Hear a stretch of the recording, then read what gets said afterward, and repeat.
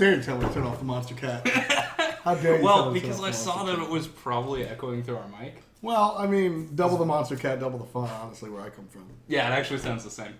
What's up, guys? Welcome to Really. We're back, and we're actually in the same vicinity. Yeah, we're in our live sound stage that we bought. Yep, we have come on. I can't even lie about being rich. Yeah, no, it's my apartment. Yeah, this is, which is like 3 times. You know what the that size of means? mine. What? This is my show.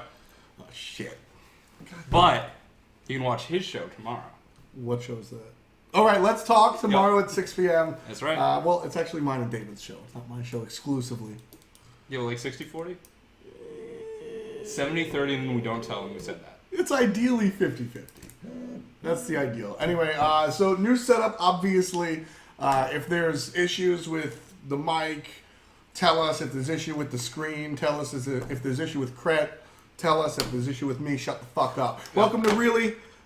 New season, new digs, new everything. Krett, you moved down here. Why'd you move down? I moved down here because I wanted to live closer to you. It was always my goal. Dude, like back in the day, we used to live in New York. Whoa.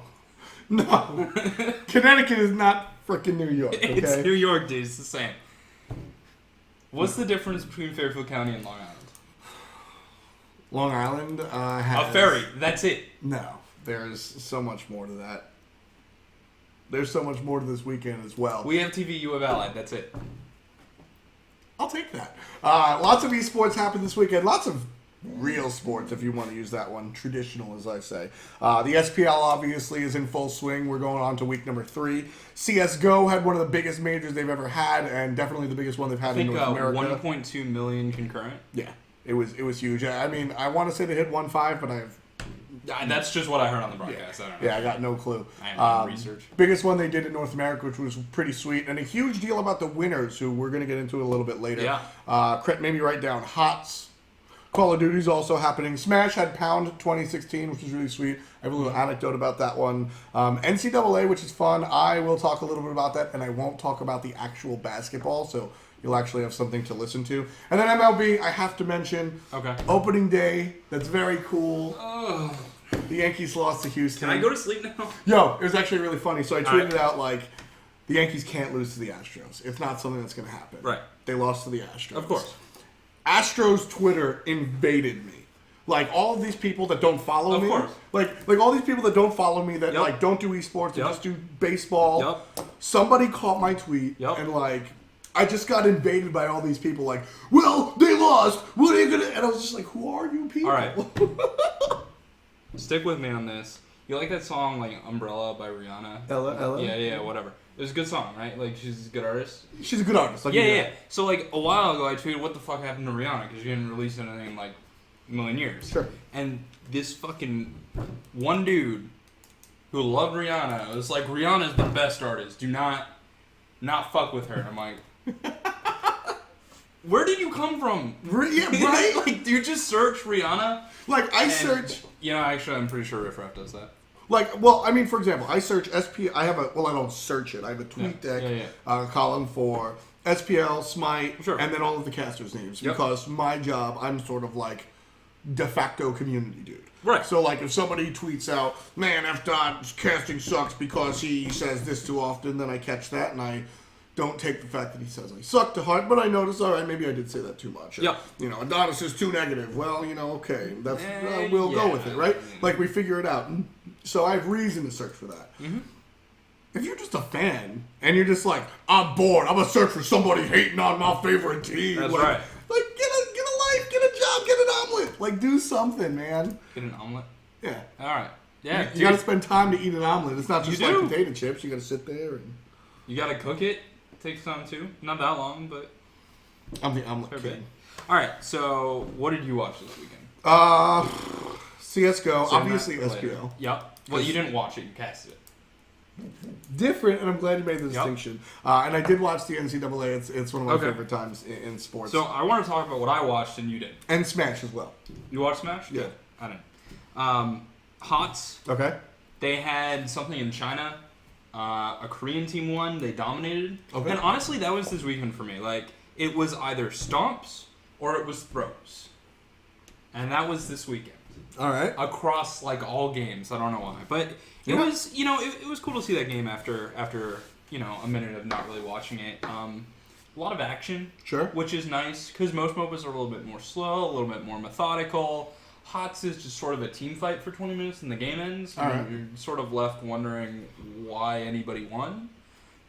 But I had fun, and they had this dope light show with like CGI robot dancing. I saw that. It was so good. I saw that. It reminded me of like the X Factor. Where Yeah. all those talent shows where it's like, here's 8 Japanese guys that work at IKEA and they have laser light shows and can do the robot real good. Yep. And then like America votes for them. Yep. That's what I felt like I was watching. It was.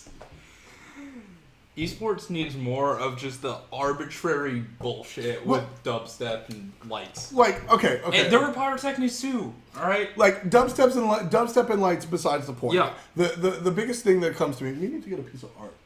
I have one over there. Yeah, that's exactly what I mean. Definitely not in respect to our set. But, so, when it comes down to it, I love the idea of the halftime show. Right.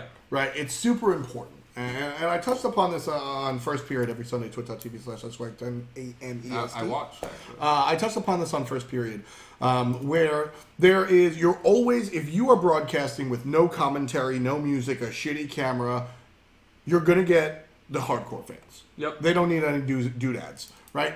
Your medium, your middle of the pack fans, they want some commentary, even if it's commentary to complain about. They want like commentary. Yep. They want bare minimum, right? You make the next step up, and you have some nice like graphics and shit. And now you're going to catch the people that are passing by. Mm-hmm. And then the next step is to have these big events, like obviously Super Bowl always comes to mind. Halftime show, they invite U2, Michael freaking Jackson, rest in peace, right? Like they go all out. Yep. And that's so that like, I mean, I like sports, so I'm going to watch it, but like. My mom watches the NFL halftime show. And you can rope her into watching it with you, and then you have a fun bonding activity. Exactly. And like that's a big key for me, is that like when we look, like I loved at League of Legends finals when they had Imagine Dragons. Yeah. That was super cool because people that, everybody likes Imagine Dragons. They know that song that goes, hey, or whatever the hell. Oh, what is League of Legos? I'm going to tune in for Imagine Dragons and, oh, who's this Dyrus guy? Let me check it out. And maybe they'll stay and watch. Yep. Maybe they'll leave, but that maybe is super important. Well, it's just part of the CCU, and it's part of hitting those numbers. Yeah. I looked this up because CSGO hit 1.2 whatever. I looked up League Worlds. They hit 14 million concurrent as their spike, like 14, 15. Okay. That's a big number for esports as a whole. It's important for us to hit those numbers and say, hey, we can have these amount of average concurrent watchers. I mean, that's more than the Stanley Cup. Spike concurrent watchers. Yeah, and that's awesome because that puts us somewhere, and that makes an argument for something that I really care about, which is cool. Exactly. And so when you see these, I constantly see the argument of, why does esports need blank, like, extra? Why does esports need a halftime Capital show? S. Yeah, that's who it is. It's like, why does esports need a halftime show? Why does esports need flashy lights? Why can't they give us an Excel spreadsheet with all of the stats? And it's like, because that's not fun to watch for everyone. It's fun to watch for like Flairboot. That's the name. And me. That's exactly what I was gonna say. It's fun to watch if you're Krett. Yeah. And like, I'll tune in. And Jake Simon. Yeah, sure. Yep. I'll tune in, and then I'll alt tab. Yep. Right. But, like, once you add some interesting graphics, some transitions, God forbid you invite, like, an artist to perform, like, well, now it's a show. Yeah. Now I'm going to watch. And I think that's, like, that idea is just so important as far as, like, how to grow esports outside of, because when it comes down to it, making a good game and that's all the, like, duh. That has to come. You have to, like, make a good game and have a good experience and have lots of pro players, et cetera, and then the next step is what you take. Mm-hmm. Mm-hmm. So, something I want to talk about, and you know what? Let's hit CSGO. Yeah, sure. Okay. So, one of the things that I love about CSGO is their commentary is amazing. Mm-hmm. But, and I don't know if everyone picks up on this, though if someone mentions it to you, I think you just sort of agree. Yeah. Their observers are amazing. Yeah. They're like probably the best across any game. Well, I mean, and I was talking about this with Kevin this weekend because if you took a note, if you watched SPL this weekend, you saw a lot more of the third-person view than we traditionally do in the SPL, and that's a very important step and something we're moving to. But when and how is really important, and it's very skill-based. Exactly, and SNK is very good, and we just sort of said, hey, do this, and he was like, okay, and took it upon himself, so good for him. But bringing up what you were saying with Counter-Strike, you see it with, I guess, StarCraft a little bit, but really basically what it comes down to that's just the game gives the observer less opportunity to shine. Yeah. But the observers in StarCraft do great stuff, like they'll use their little cursor to like go around things that the commentators are talking about, or to point things out to the commentators, which is really cool. And the biggest key here when you're talking about Counter-Strike is, so Counter-Strike only has third person. There are very few first person. Very few times where they go and pull the camera out and show you an angle is very rare. But more often than not, they're in first person. Then I actually haven't seen it in a while. I think they've gotten rid of the grenade cam. Right. Where the camera will follow the grenade. And then I think the other thing is if they're switching from one first person to another first person in a close area, the camera will fly. Yeah, and so basically the point that we're trying to make here is that the observer, the person working the in-game camera, has to understand the game at a very high level because you almost have to predict what the pros are going to do before they do it. Entirely. Which is tough. So when you're sitting there, when you're sitting there on a terrorist coming down, if you know the maps, you're coming down banana, right? The counter terrorists are sitting here, you laughing at the term banana. Yep. And you have to understand that these guys are going to rush or they're not, and where is this guy going to be positioned? Because if he's looking at a wall waiting to wall bang, that's a terrible shot. So you need to really make use of the game knowledge in Counter-Strike and StarCraft and other games as well. MOBAs is a little bit less because it's kind of just all right, let's look at right lane, let's look at left lane, and that switch to SPL. Where's the team fight? Go to the team fight. Yeah, and that switch to the SPL is interesting because when you're watching a team fight, can you really sit on the tier? No, because you're going to get motion sickness. Yep. He's going to blink 180, fearless, and turn around. You can't do that. So you sit on the or hunter. even MLC stealth, apparently. Yeah, MLC stealth camera works like a supports. Yep. And if you ever watch MLC play, he's just constantly maybe it's just from playing Zeus all the time. And waiting to get ganked. But having that knowledge is intense. And I think to the point of Counter-Strike, I think the observers in that game are set up for success because of the pace of the game, that it's methodical. Mm-hmm. And when you're observing it, you can see what the teams are planning to do. Their play very much tells you where to look. Mm-hmm. Even as someone who literally has not played Counter-Strike in years, it's that's why the camera is on this person. Right. That becomes a little bit harder in other games, so the observers are able... The information they need is accessible through the minimap. Mm-hmm. But let's talk about what actually happened this weekend. And I think the first thing is the throw of legends. Okay. Yeah. That was rough. Poor Hiko.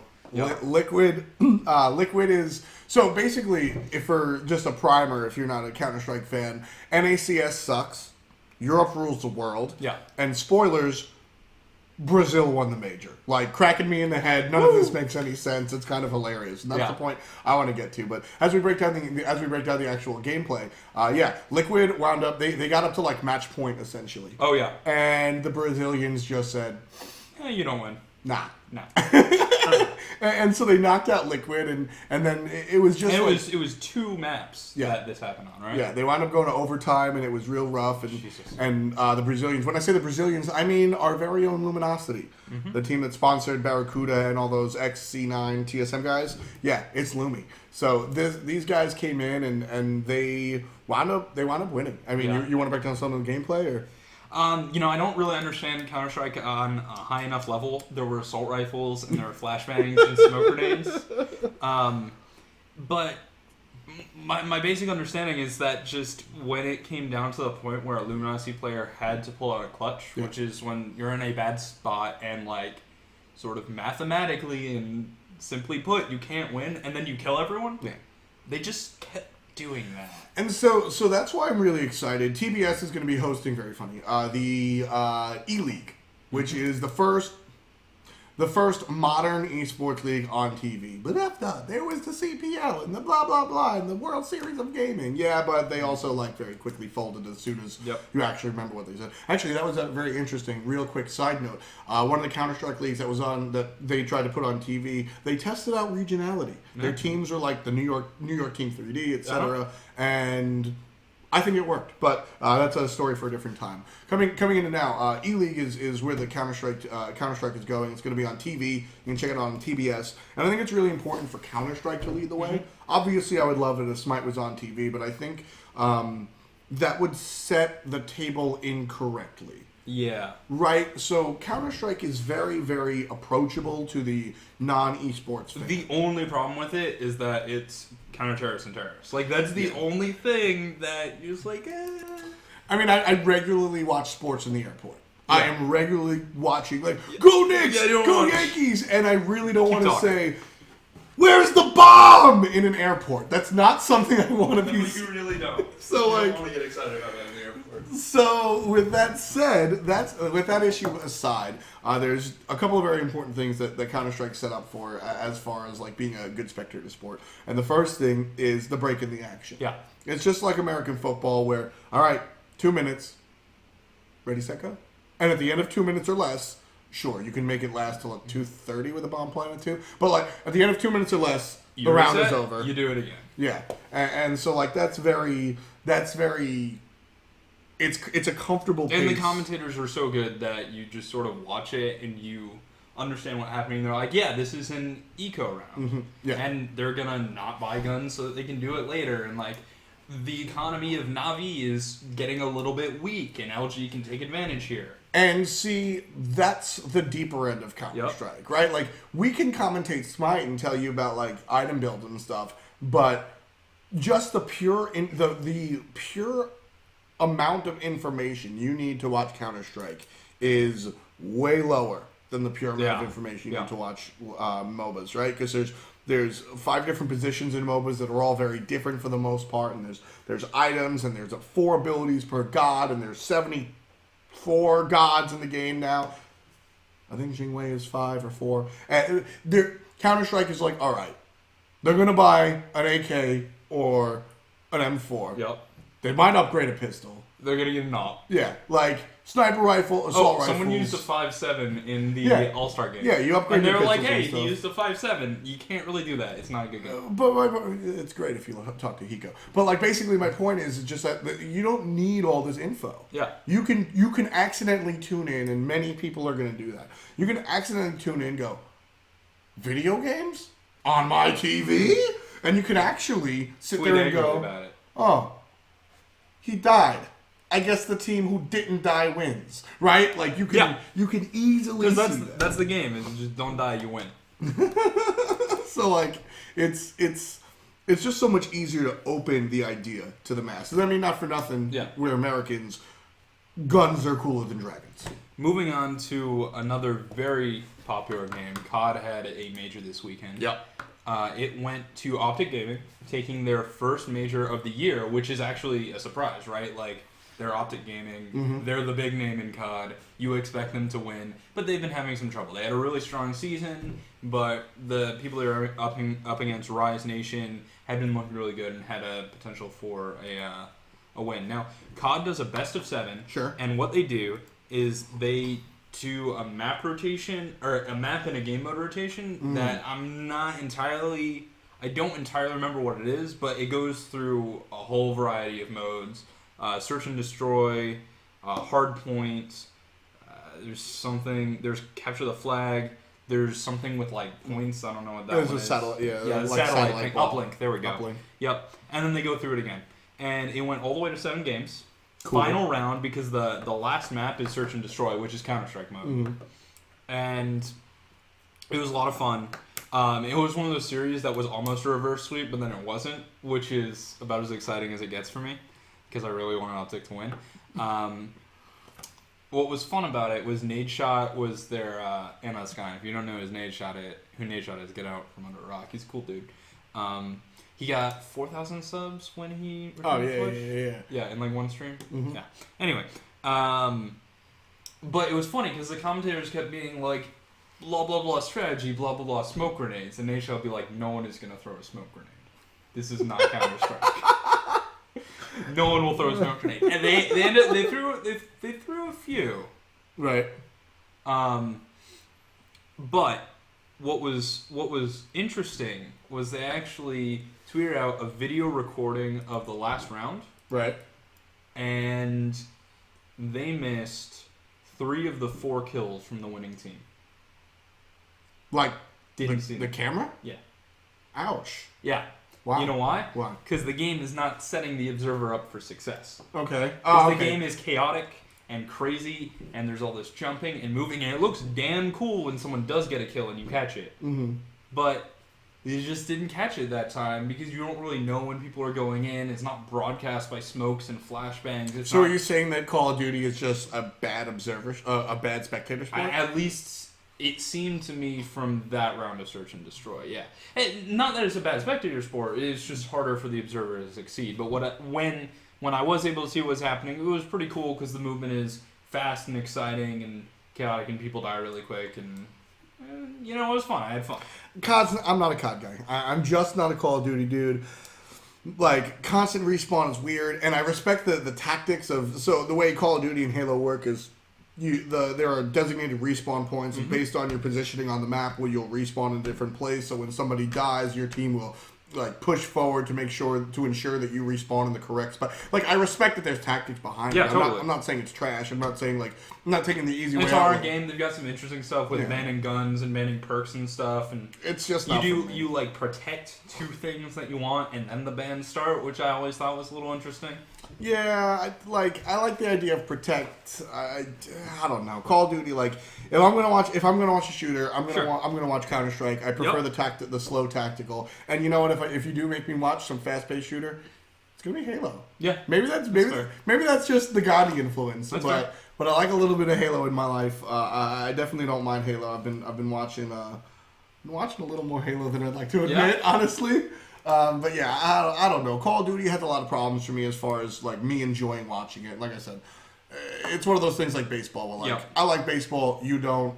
I'm not going to force you to like it. I'm not shitting on you. That's how I feel about Smash. Sorry, T. I don't like watching Smash. I'm not shitting on you if you're a fan of Call of Duty. I just can't do it. It's too unorganized at the surface level. I kind of agree. Yeah. You know what I mean? Fast-paced is not what I mean. I mean unorganized. And sure, at a very deep level, perhaps it does have organization. But the layman view is very important to me. Totally. And the layman view of Call of Duty is just not there. It's pretty much the opposite of what I was talking about Counter-Strike, where the layman view is actually super good. It's just word. They shot him. There's 3 guys alive, 5 guys alive. Hello. And then it has it's just a little bit easier to watch. I don't know. Call of Duty's not my thing. Something that's not your thing, but is my thing is Smash. Smash was pretty neat. 2016 happened. It was neat. More important, I have an anecdote that I think was cool.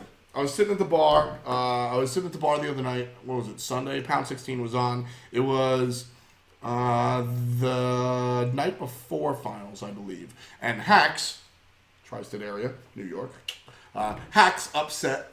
He beats Mango, sends Mango to losers. That's really hype.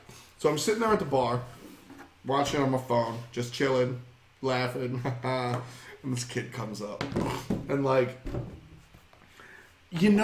stereotype that Smash kids have? Negative, Wait. Keep it corporate?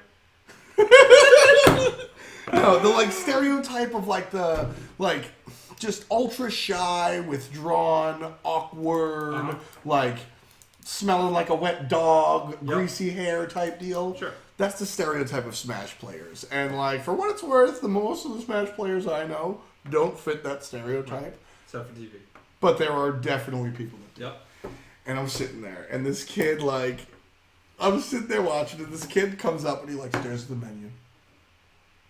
And then he stares at the woman behind the desk, just she's like, "Hi, welcome to Village Burger. How can I help you?" And he goes, pulls out his phone and very obviously makes a fake phone call. "Hello." "Yes."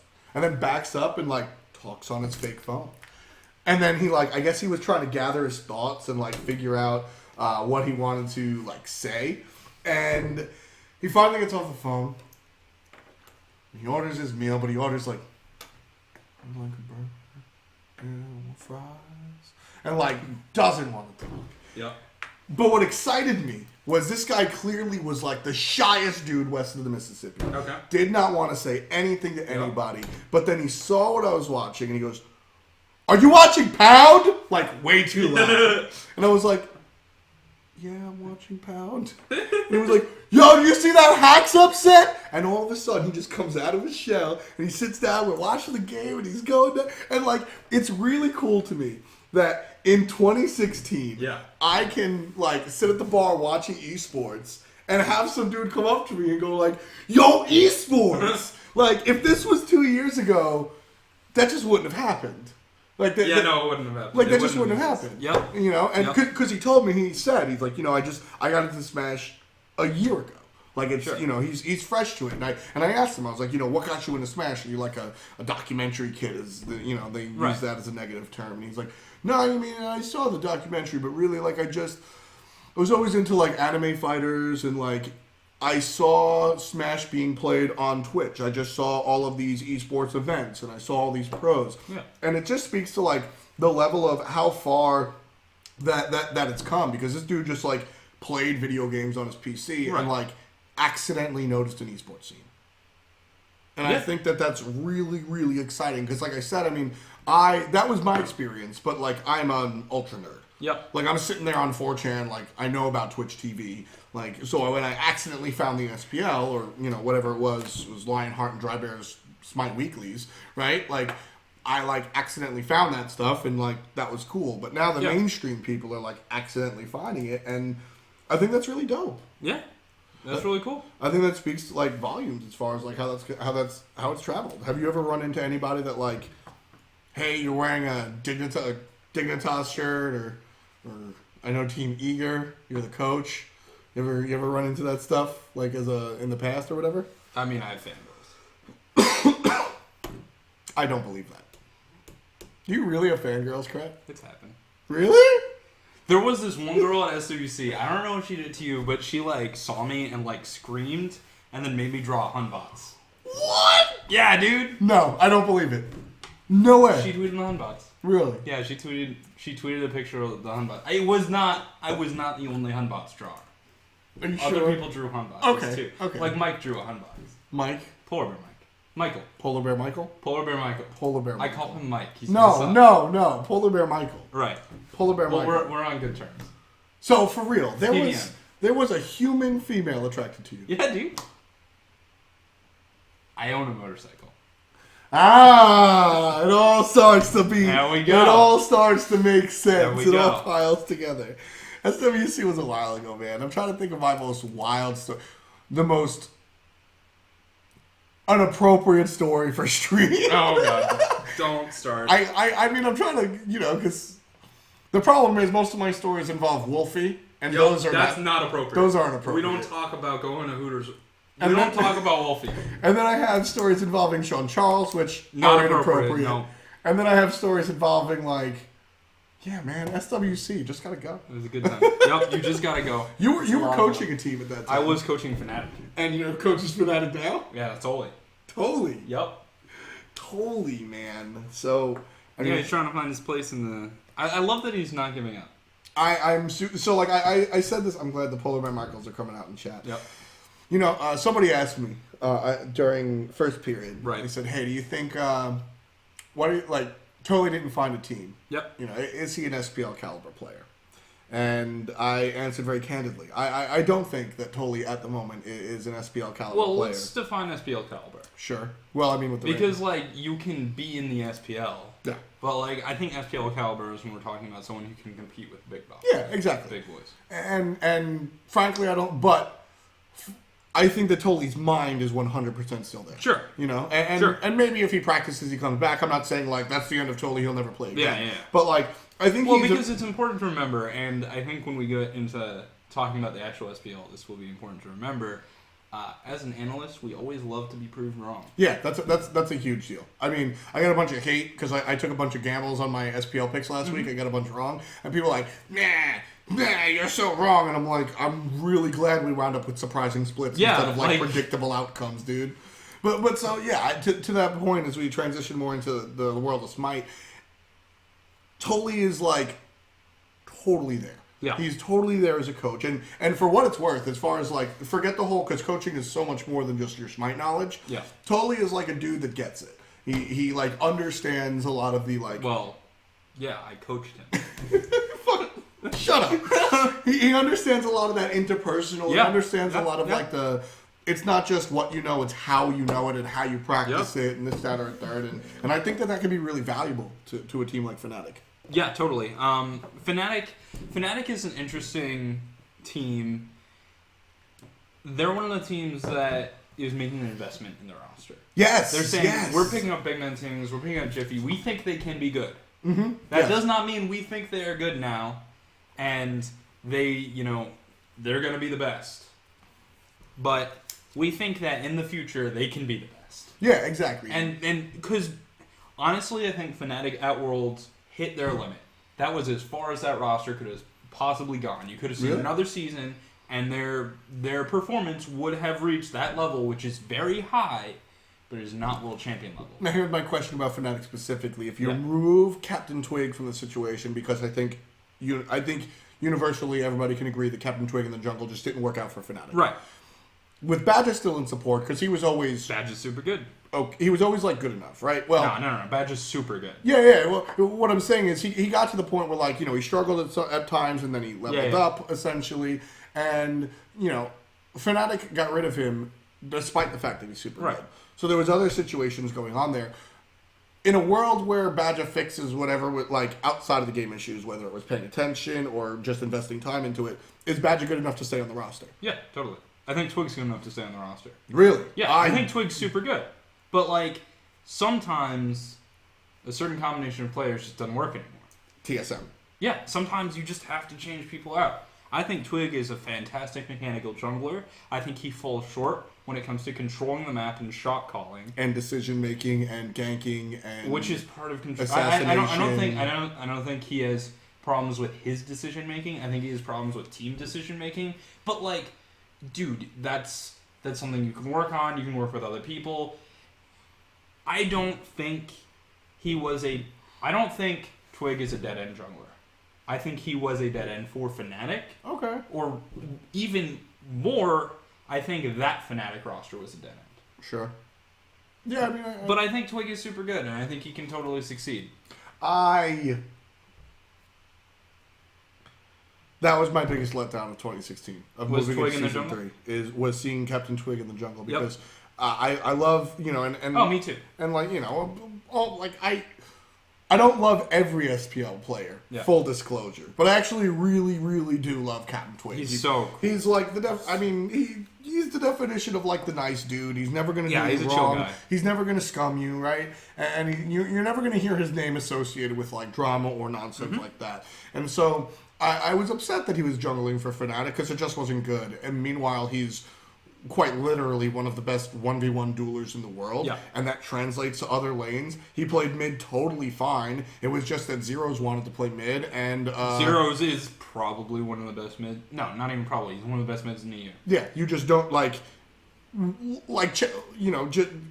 parallel drawing to the Xbox scene. Chappa was one of the better junglers in the world on Xbox, and Weekend knocked on the door, and Chappa was like, yeah, I'll play solo. Yeah. You're freaking Weekend. Yeah, no problem. You literally won the world championship for my console. So, I was hoping that after Fnatic, Captain Twig would go, all right, who's got a mid spot?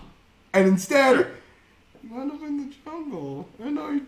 Oh man, I'm just seeing the same stuff. I think if Twig stays positive, which I don't doubt that he can do, I think he works on the right things, he'll succeed. Hopefully. That said, it's not ever that simple. But let's do a roundup. And let's go through the teams. Sure. Hungry for more. I wanted more out of them. It's just, that's sort of a team where you look at them and you're like, yeah, they're pretty good. Pretty Prime, I think, is one of the better mid laners in his region. So happy he played Vulcan. Yep. And Zinder's not bad. Ataraxia is really good. He's very forward-thinking, very progressive in how he plays. Right. But the team's just, it's not there right now. Ataraxia and Pretty Prime have to do a lot of heavy lifting on that squad. Yep. I mean, I said my piece on Twig. Variety has improved. Mm-hmm. A lot. Yep. But I'll say it. I still don't think he's there. Yeah. I mean, that's the thing. Like, and I can't see what he's tweeted because he's blocked me. Shouts to Variety.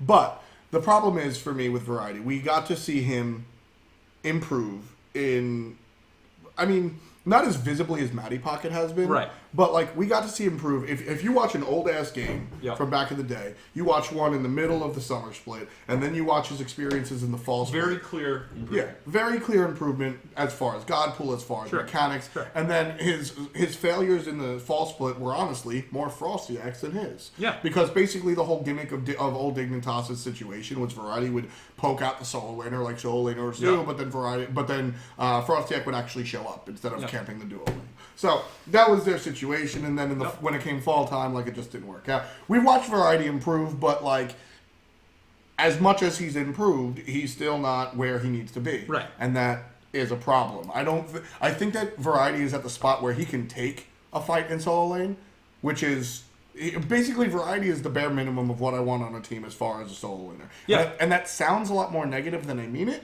Like, what I mean by that is I don't want anybody worse than Variety on my team, but I will take Variety on my team if no one else is available. He'll do the job. Like, you can put him in lane, and most of the time you won't be losing because he's feeding, and that's pretty good. Yeah, he's a step beneath where I want my reliable role player to be right now. Yeah, but and I think by the time honestly, right now, not every team is even getting that. Exactly. And by the time the fall split comes around, I expect Variety, if this roster stays together, which Esports, they're very, in general, terrible at taking a roster and working on it. Sure. If this roster sticks together, I think come fall split, Variety has the potential to be a decent solo laner. Torpedo. 1-3. They're a Challenger Cup team. It's what I expected. Like, this team got a lot of hype. They're a Challenger Cup team. It's what I expected. And that is not saying that they cannot do better and they cannot improve in the season. They cannot kick complete ass. But when you are coming in from the Challenger Cup, regardless of the situation, low expectations. Here's my thing. Two different metas. Two different worlds. The game rules are exactly the same, from Challenger Cup to SPL. Yep. But as you can tell in the differences between North America and Europe, leagues create their own metas around their own players. Totally. Like, now there's and defined by their own top teams. Exactly. And in a game like Smite, top teams and more specifically top players really dictate things. I mean, you take a look at, like, basketball is a great example. The European League and the North American League have different metas because Europeans shoot from further away and North Americans slam dunk the ball because they listen to Future, right? Like, that's the biggest difference. When you take a look at Smite in the Challenger Cup, first of all, you're looking at format.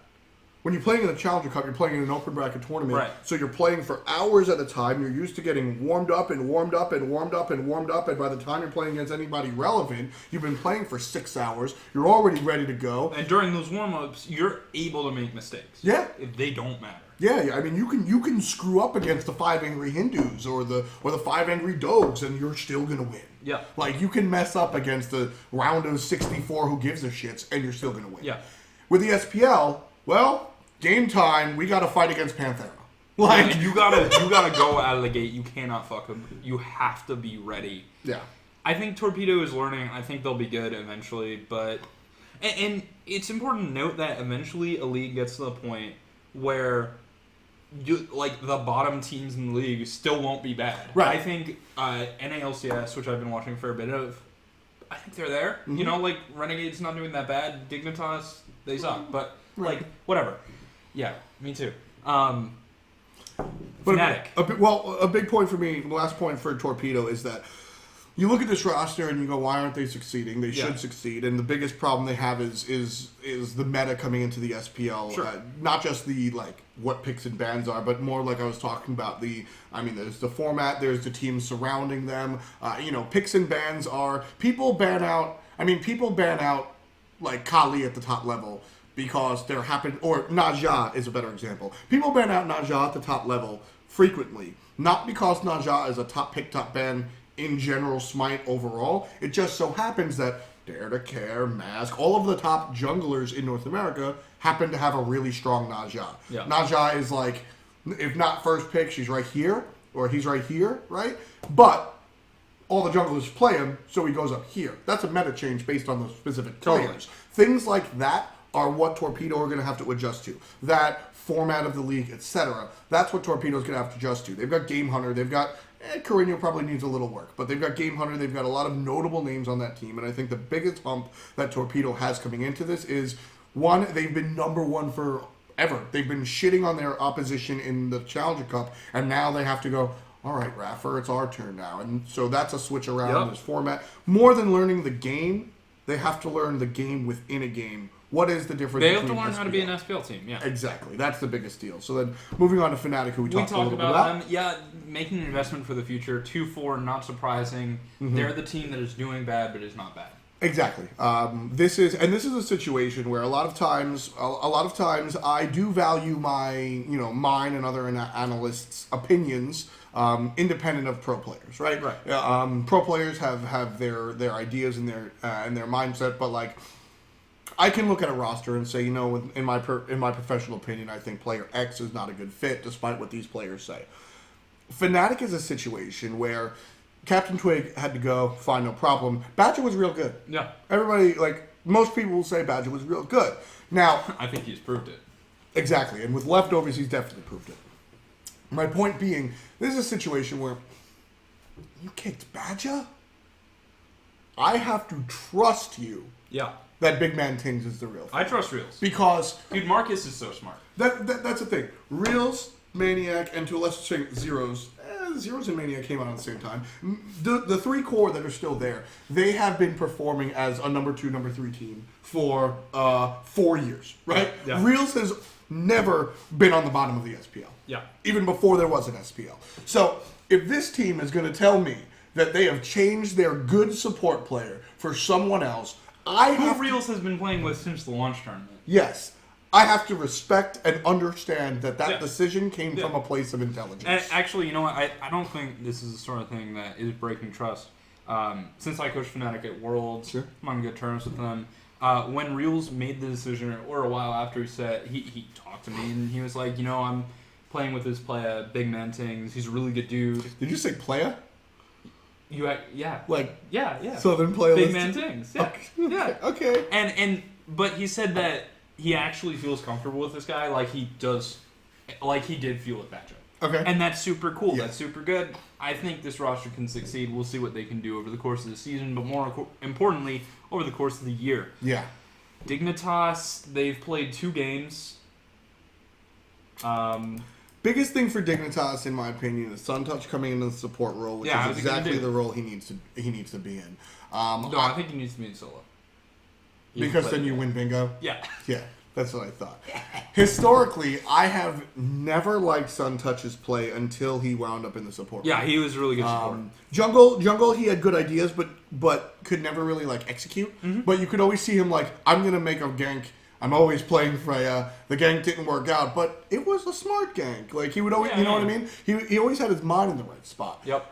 And so, playing support, one, he's just better at support. Mm-hmm. And two, knowing how he intelligently played the jungle, it makes sense that he's on support. I like it. I'm very glad that he's playing support. And I think that's the best position for him to help this team succeed. With that said, I think that Dignitas this is the team that needs a Titan. They need a complete rework. Yeah. Shadow Nightmare is fantastic. And my conversation sort of ends there. I think there's too many holes in this squad. I think that there just needs to be a blow up. Where's the positive side of Dignitas? The positive side of Dignitas is we've only seen 2 games. They're 1-1. Anything can happen this season for them. Maybe they got super fucking good. They've had a lot of time in the dark. So who the fuck knows? We'll see. For Dignitas, I have trouble really thinking positively about them. Like I said, my biggest point is SunTouch coming on the team. I think is pretty dope, and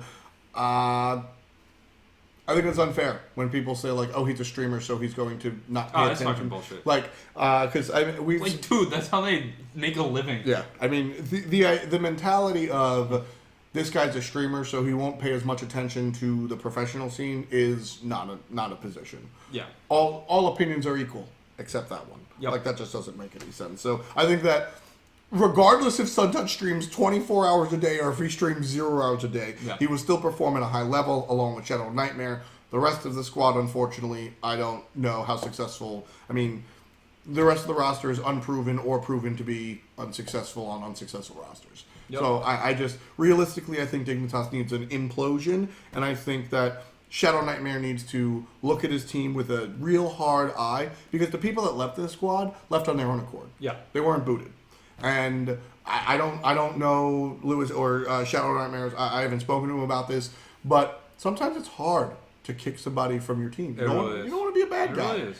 And that's something that Payne does very well. And that is like, not only is it a joke, but it's actually something he does well. it is. It is. But so I think that Shadow Nightmare, if that's the reason, if he's just too nice to do it, he's got to reassess. Yeah. If it's a different story, then whatever. But an implosion needs to happen. Yep. Shadow Nightmare needs to look at the roster and go, what actually do I have here?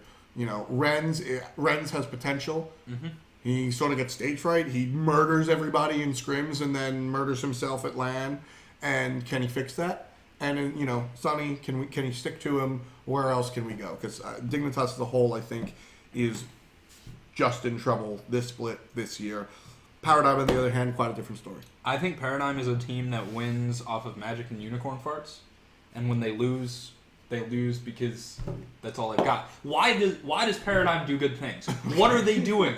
They blink over a wall, hog your red buff, and fly away on Sun Wukong. It makes no goddamn sense, but they do it and they win with it because they don't give a shit. It's just magic. It's just bullshit. That's what the team operates on.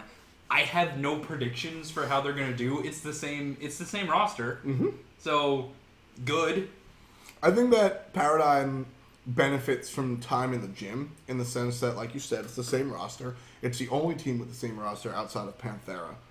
And when it comes down to it, I think the nicer way to say what you just said is that they're innovators nice. with their own style, right? Sure. And historically, when it comes to video games, the old adage of "it's my play style" is what you say when you're bottom of the DPS charts as you're playing Mace Rogue. Like, there is a reason that the meta shapes its way as such, because there is a best build or a best meta pick. So when Zalia goes Isis solo, the difference is they're understanding what they're doing with their picks. Yep. And they understand their bullshit. And sometimes their nonsense gets them into trouble, but most of the time having their own flavor actually helps them out. Is offensive chalk a good choice? No. But I think here's the more important question for Paradigm. What did they need to do to be the number one team in Europe? Be Panthera. Because that basically, when it comes to Paradigm, I think that the problem with being number one is not their skill, it's Panthera's skill. And we'll get to Panthera later on, but okay. I just think that Panthera is an unstoppable force. Paradigm right now, they just have to keep playing their game, keep getting better, keep Baba Yetuing. Yep. And I think they'll get to a situation where one day Baba Yetu will give them the world championship. If you have enough world championships with the same roster of Paradigm, one day Baba Yetu will give them the world championship. I mean, the composer has given them rights to the freaking song. Like, they wanted to play it at Worlds. They got rights to it, but red tape and we couldn't put it on, blah, blah, blah. But Paradigm can literally walk out to Baba Yetu legally. Yeah. Yeah. But why? Because Baba Yetu, that's Baba the team. Yetu. But realistically, I think that this is the team. This is one of the few teams that has a real identity in Europe. Yeah, they do. And I think that has plagued Europe for a real long time, because what SPL teams need to succeed, or historically have needed to succeed, is not just an understanding of the meta, but the willingness and the understanding of how to go beyond that meta. Yep. If you take a look at Teleport Thor out of Annister, and I mean countless other things that are like that. You understand the meta, and then you take it a step further, break the meta, whatever catchphrase you want to use. And that's what Paradigm does. Maybe a little bit too intense for some viewers, but they have an idea of what to do. I mean, like they have an idea of what to do, and then they very precisely don't do it. Exactly, and they go to the next level. So as it stands for Paradigm, they're 2-2. They have totally lost games. They lost games to Panthera. They're the sort of team that ends the season 60% wins, 40% losses. See, I see even more. I think Panthera is a top 3 team. No. Panthera is like 100%. I do too. Paradigm. I do too. But I think 60% wins can get you top 3. Sure. Yeah. Okay. Yeah. Sure. You gotta remember that Panthera is 100% wins, so everyone is getting all of those losses. That's true. Okay. Yeah, that makes sense. You're better at the math than me. Badge and Friends. That's the team name. Yeah. Let's move on. Badge and Friends. Panface, why do you still exist? Badger and Friends, for real. When it comes down to leftovers, Badger and Friends is probably one of the most impressive stories of SPL Season 3. Yeah, probably. I mean, they're, like I said for Torpedo, a Challenger Cup team. Yeah. You don't expect them to do that well. They have to prove themselves. What makes this team good? They've got Badger. He did very well at Worlds. He's been a great player since the launch tournament. Mm-hmm. What's making this team do good now? We assume Badger. Yeah. They're just sort of winning. Badger's doing his best Pain Devion impression. Like, Badger's sitting there just going... He's playing Command and Conquer. He doesn't understand that he's supposed to be a professional Smite player, and he is accidentally playing Command and Conquer. He is horribly confused. It's working out okay. I think he's playing Red Alert, not Command and Conquer. Because he picks a bunch of people that, I mean... They're the people you would pick up if you were a European support who was very good but didn't have a team. It's a bunch of people that either didn't exist prior, or people that haven't gotten a chance to really prove themselves in an arena. That's where we got Mike, though. Because if you don't know who to pick up someone you know nothing bad about. Yep. So you have Badger and you have Cherio, who Cherio is... Dude, he's so good. Cherio is one of my top... I don't know, pick a number. He is a top SPL player in my eyes. The number one Egyptian SPL player. Sure. Literally. Yes. Jokes aside, Cherio is top 5 SPL players in my eyes. Yeah, probably. He's fantastic. He's extremely talented, extremely skilled, and he brings it beyond that. If you talk to Deathy and some of the guys from Let It Conspiracy, they'll tell you every step of the way that Cherio was a big part of pick and ban strategy and general gameplay strategy. So Badger goes ahead and says, Cherio, join my squad, what can we do? And they find and you know, Nika has done work, but Nika legitimately was a nobody before this happened, right? I think they played 3v3.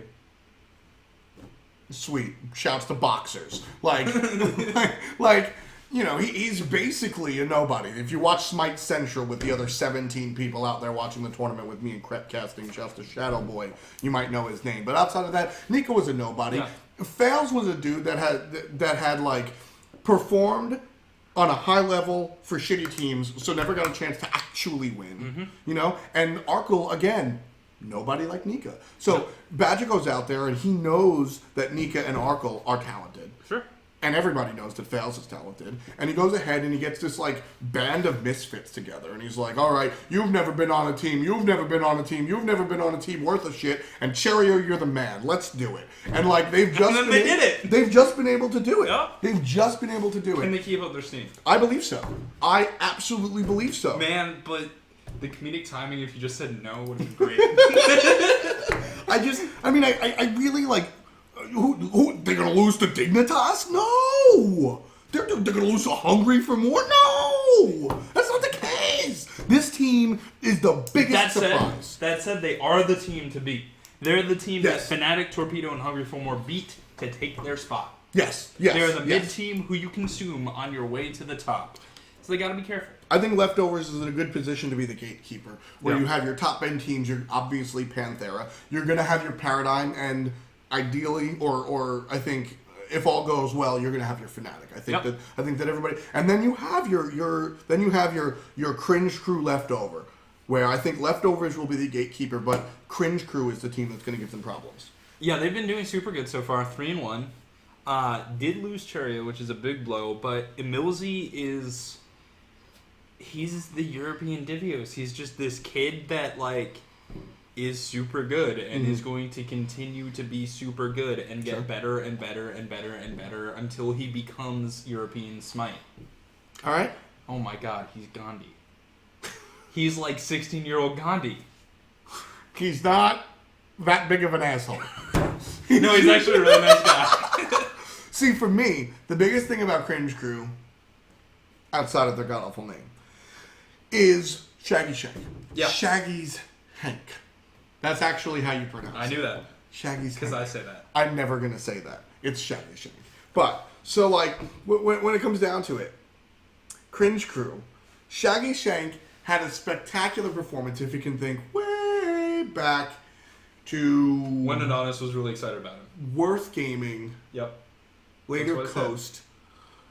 He was... The up-and-comer. He was the guy. He was the up-and-comer. And not only was he talented mechanically, he was also trying Transcendence builds, which we obviously are the go-to now, or at the moment. Right? Like They weren't then. They said. Yeah. But he was trying different things. Uh-huh. Just, brings to mind other hunters, very esteemed hunters like Ataraxia, right? Like, had a very similar place. Honestly, people were comparing him to Barracuda. Sure, He was very similar. Safe, smart, and good. Safe, smart, 110% accuracy. Super nice, dude. That was his claim to fame. The fact that he was able to just, like, hit every single shot. I think Cringe Crew is a team, and I said this in the Mid Worlds, and they didn't fucking stream. Caro, you motherfucker. I think they're a team that's also really marketable. Sure. Let me get to my point about ShaggyShank, and then I'll address that. Shaggy came into the scene, played on Worth Gaming, made everybody his wiener, and then what the hell happened to him? He was waiting for now. Oh, he just said, fuck this, I'll play bad? Like, he just didn't do anything. That's what Zap did in Season 2. And I hate when people, when pundits, when talking heads pretend to know what somebody's thinking. Yeah. I hate that. I think that you can make an inference and infer and blah, blah, blah. But I'm not going to say that he got complacent or lazy or whatnot. But where else? It just. Yeah, what else do you say? It's night and day. He's like you look at Zapman, and Zapman was trying and couldn't perform and blah blah blah. ShaggyShank just disappeared for Season 2. Yeah, he was gone. He just didn't do anything. And now he comes out in Season 3, and he's a big part of why those teams won.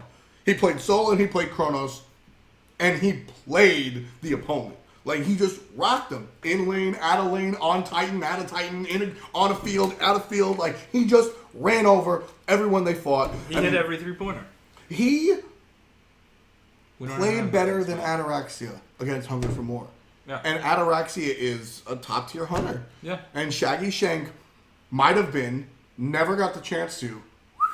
Now he's there. He's there. If he continues to do that, I think Cringe Crew has a situation where they're looking very strong. I think that Cringe Crew, as long as ShaggyShank keeps it up, and as long as their situation in the jungle is all good, I think Cringe Crew has a big potential. I think that long run, Leftovers winds up taking a step above them. Sure. But those two are the gatekeepers. Those are the flip-flop. Who winds up 4 and 5? They're both support piloted teams. Yeah. I think what makes those teams good, Millsy and Badger. Yes. And it's very interesting. Emilzy runs that team by way of his brain and by way of his gameplay, or by way of his thought-out plays. Badger runs that by his gameplay. He sits there and I'm gonna initiate. I'm gonna do this. Emilzy is all about it's like brain versus brawn with him. And it's very interesting how two very different approaches to the game can wind up being extremely successful. You want to talk about extremely successful? Panthera. I mean, what do you say? What do they do that's not good? That's a serious question. Yeah. What do they do that's not good? I don't know, man. I don't really know what to say about Panthera. They're just that good. They're just in a situation where I've been sitting on my wall. That sucks. Yeah, but they're just in a situation where, I mean,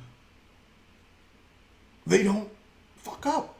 Yeah. They just don't. I mean, that's all the analysis. This is a team that continues to do what they're doing until you get an international tournament, and then they play against the best team in NA, and we see what happens. Yeah. That's it. That's Panthera's story for the season. They keep doing what they're doing, and then they play internationally, and then they're challenged.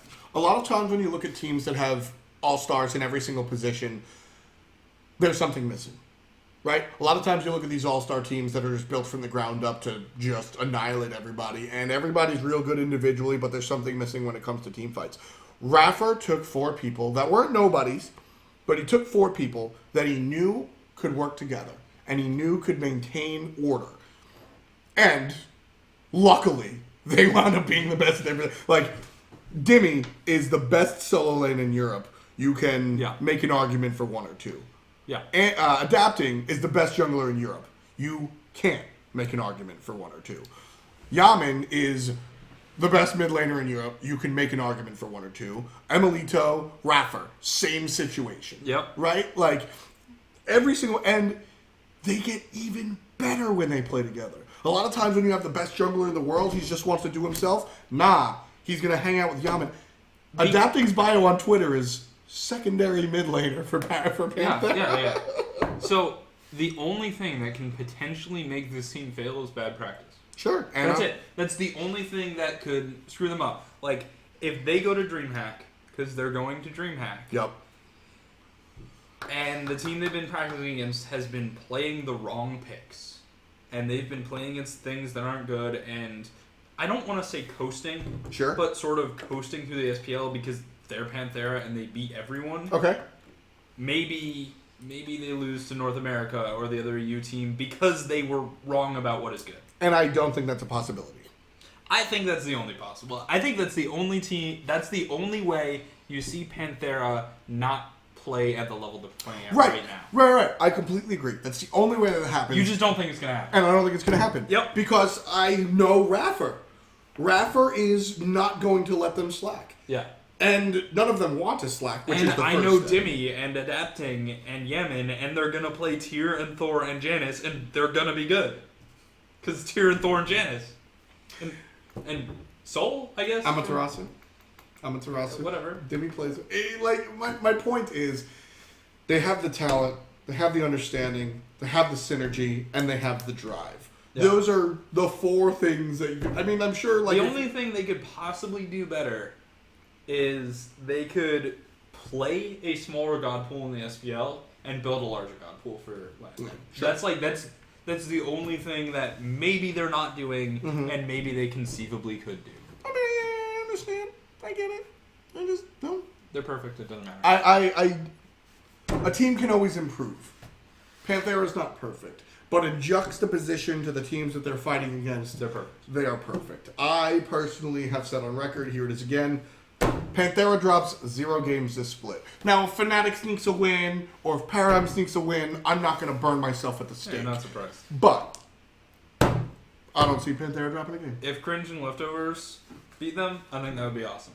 Sweet. Yeah, I mean, the thing is, even if Panthera loses, damn good game. Yeah, they're just too damn good. Moving over to North America. The Randosos, quite a different story. They got Ionic. Huge deal. He's so good. Huge deal. When he subbed for Envy, he played super well. His mechanics are on point. The thing about Ionic is he's always been a smart player. He's always had a good attitude, and his mechanics have not been on the same level. Yes. That's why, in my opinion, he was originally replaced on Exertus, which then became COG, which then became Cloud9. It's, in my opinion, why he was not a first pickup for a lot of teams in Season 2. It's why I think the team started playing Jigs and other stuff. And you know what? I might be wrong about that. Sure. I don't really care. His mechanics in the jungle are insane. And that is new. And it is awesome. I mean, if you watch the games with Envy when he played with them... Right. He was making plays that were frame perfect. Oh, it was ridiculous. And for what it's worth, I went into that saying, well, I don't really know how good Ionic is in the jungle. We'll see. I saw. Yep. But I think Randosos can build over this season. So I think Randosos is the number 8 team. I think that they build. I think that they wind up being better. I think that they're a number 8 team that will get a few wins. Yes. And if another team has a really bad season or starts to really fuck up, then they take number 7. So the biggest deal for Randosos, for me, is the fact that Ionic joined. Because all of my positive points about Randosos was the fact that Garz was on the team. Well, I think Polar Bear Mike is really good too. Yes, and this is what I'm saying. Polar Bear Mike, really good.